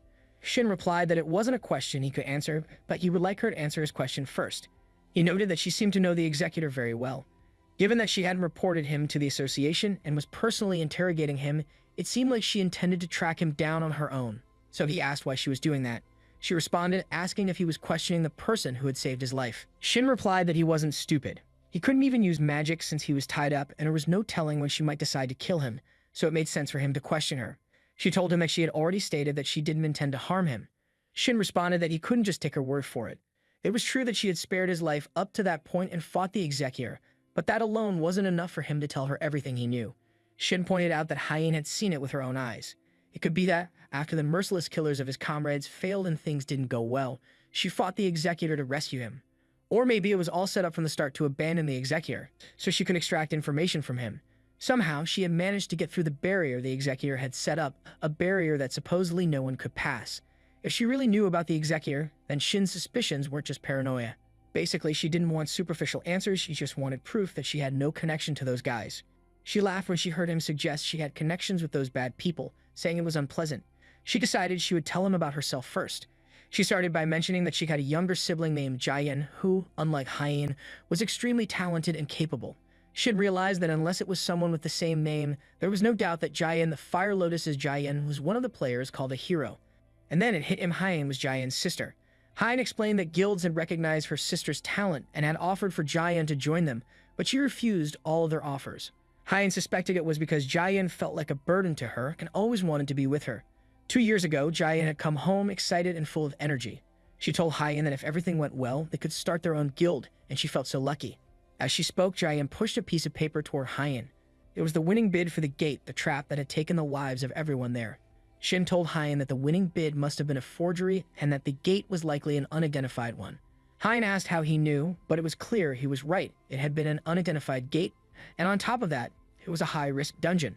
Even so, if it had just been a regular dungeon, Jian could have gotten out. Hein continued, saying that when she had been standing on top of a mountain with Jian, that bad boy had shown up. He asked why they had to tire themselves out and said they should at least be loyal to the party members who had left them behind. He acted like they didn't even have a choice in the matter. Jian had gotten angry, creating fireballs in her hands, and challenged him to try it to see if he really thought she would let someone like him do whatever he wanted. He had remarked that she really had guts. Then, he attacked Hein, knocking her down, and said they should get rid of the small fry and get started. Jian had rushed to save her sister, but she failed. That was the last time Hein had seen her sister alive. Even after falling from that great height, Hein was still alive. She got up and left, determined to see her sister again. But when she finally reached her, she found Jian dead, lying there. Hein kept telling Shin that ever since that day, she would done everything she could to get stronger. She desperately honed her abilities as a saint, joined the Hyunmu Guild, and rose through the ranks. Back then, her abilities had been pathetic, but on the brink of death, something had awakened inside her. The only reason she had survived after being pushed off the cliff was because of the skill that had awakened within her. No matter the injury or even the threat of death, as long as it wasn't too late, her healing skill could bring her back to life. That skill had given her status and wealth beyond her wildest dreams, but it hadn't brought her any closer to what she truly wanted to accomplish. That was to find the executor who had killed her sister and uncover the identity of the organization behind him, the one pulling the strings. Shin thought to himself that she was just like him, someone who couldn't do anything and could only watch as their comrades died. He hesitated for a moment after hearing everything she said, not feeling like it was the right time to respond. He then mentioned that it was his turn to speak. He explained what had happened to him and how he knew what he did. Again, he thanked her for sparing his life and apologized for being somewhat ungrateful. As he extended his hand for a handshake, Hein replied that after hearing his story, if she were in his place, she would be on guard as well. It might feel a bit rushed, but she asked him to join their guild. She explained that her guild would soon be on more equal footing with the others, and she thought there could be a day when they became friendly comrades who could easily work together. Just then, Tae rushed in, bursting through the door. He saw them shaking hands and looked confused, unsure of what was going on. Tae was surprised to see him and couldn't help but wonder why he showed up. Hayan explained that she wasn't exactly sure what was going on, but she didn't expect Tae to come running like this. He seemed really serious. She went on to say that she and Tae trained at the Alumni Center together and were assigned to the same group, so she got a lot of help from him. At the start, everyone who awakened had to go through basic mandatory education before becoming a hunter. There was one class each quarter, and in a year, there were 4 classes where the newly awakened entered the city center. That's where they learned the basics of using their abilities, managing mana, and all the laws that every awakened person needed to know. After training, she and Ta didn't really see each other much, but once she joined the Hyunmu Guild, they started running into each other every so often. They had a pretty good working relationship for a while, and then they saw the Executor during the latest incident. Since then, the Executor had been targeting Shin, the only survivor. While investigating the whereabouts of the other survivors, including Dajin Haiyan, found out that the Overkill Guild had their eyes on Shin too, which was why she texted Ta asking about him. But Tae denied knowing anything. That response surprised her. It was the first time Ta had lied like that. Haiyan figured he must be really interested, which was why she had reached out to him first. She wondered if Ta's side was spying on Shin, following his every move. It seemed like there could have been a serious misunderstanding between them. Ta denied spying on Shin and said it was more important to explain the situation. He also wondered why Shin was there. Haiyan asked if he remembered the conspiracy she mentioned before, the one she talked about with him and Kim a while back. Back then, Ta had given them a bunch of information and asked for their cooperation.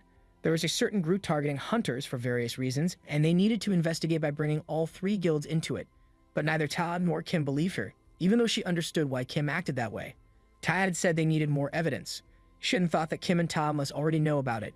Haiyan continued, saying it made sense they needed more info, which was why she called him there.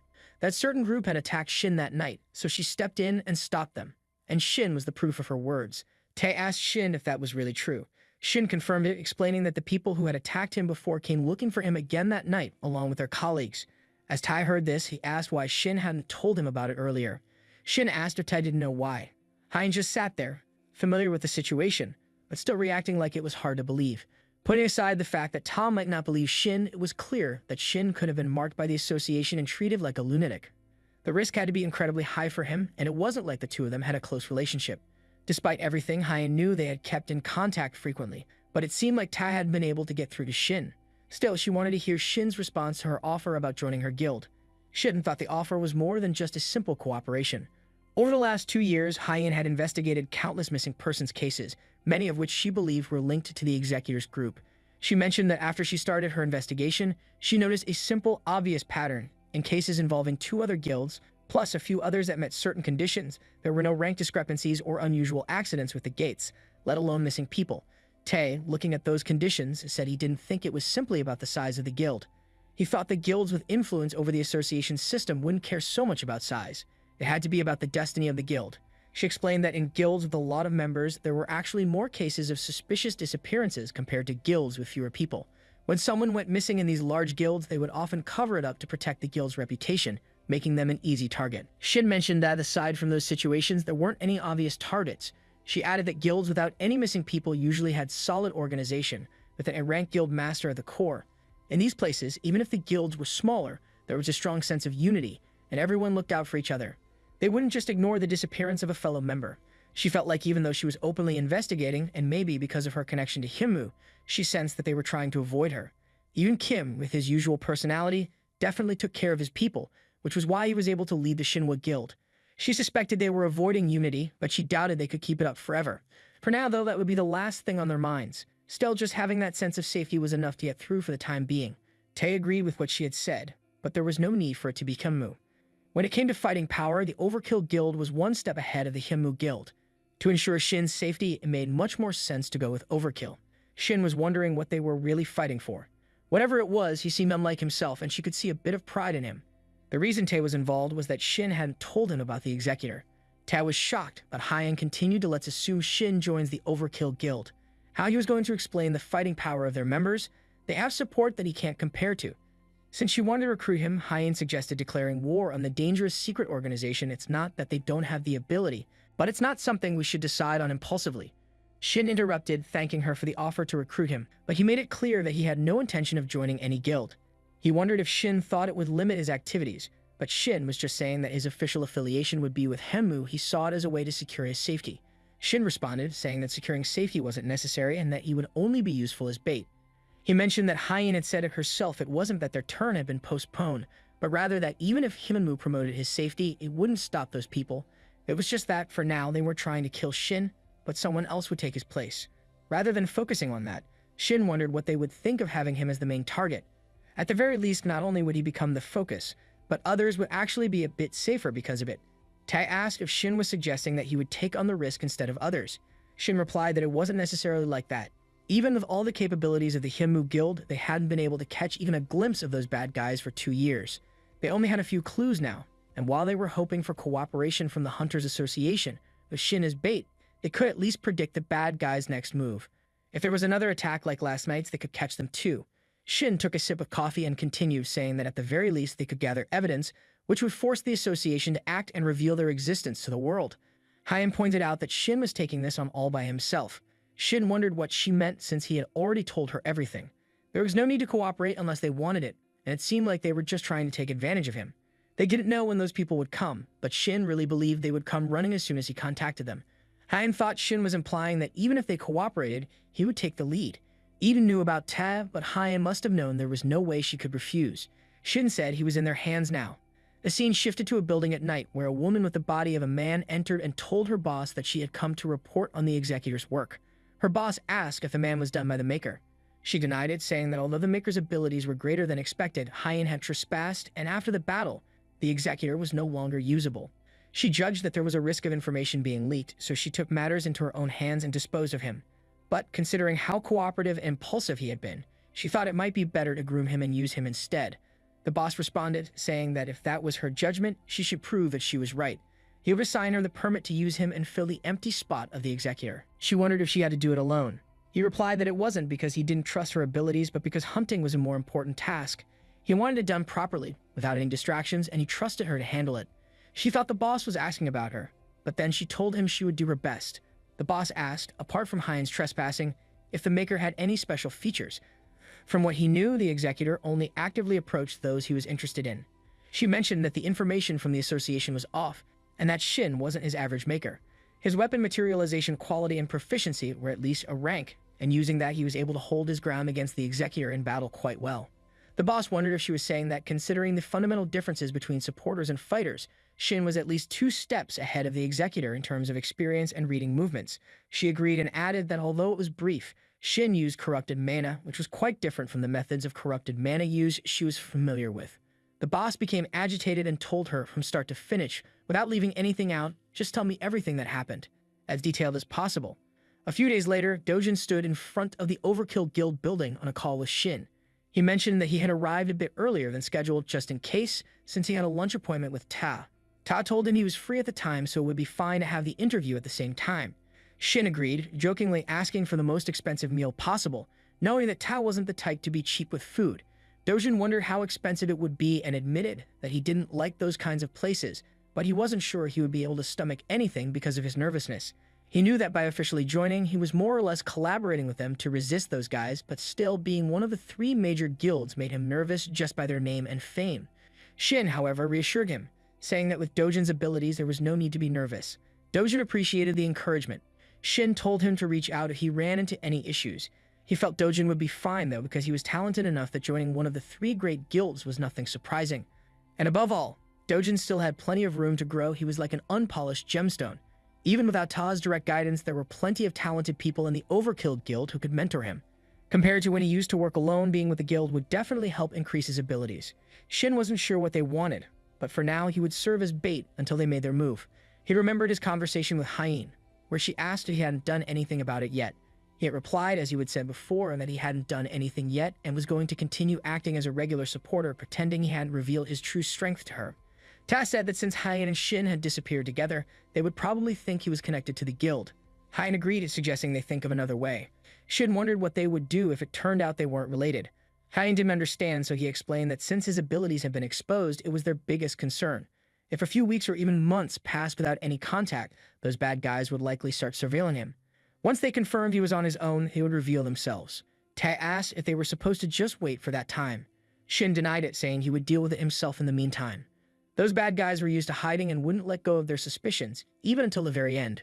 First, they would try to make the bad guys reveal themselves, and if they didn't show up by the end, those bad people would start feeling at ease and come out in full force. That's when both of them would have to make their move. Hyan agreed to follow his plan, then showed him a box, asking him to take it, as they needed to make some preparations as well. The scene shifts back to the present, where Hyan was thinking that Shin was hiding something, but it didn't matter as long as she could get what she wanted for her sister. Shin, on the other hand, thought about how he hadn't told Hyan about his memories from his past life. History hadn't fully organized his memories, and he wasn't even sure how much she trusted him. But the current situation had just coincidentally led him to a quick rise in his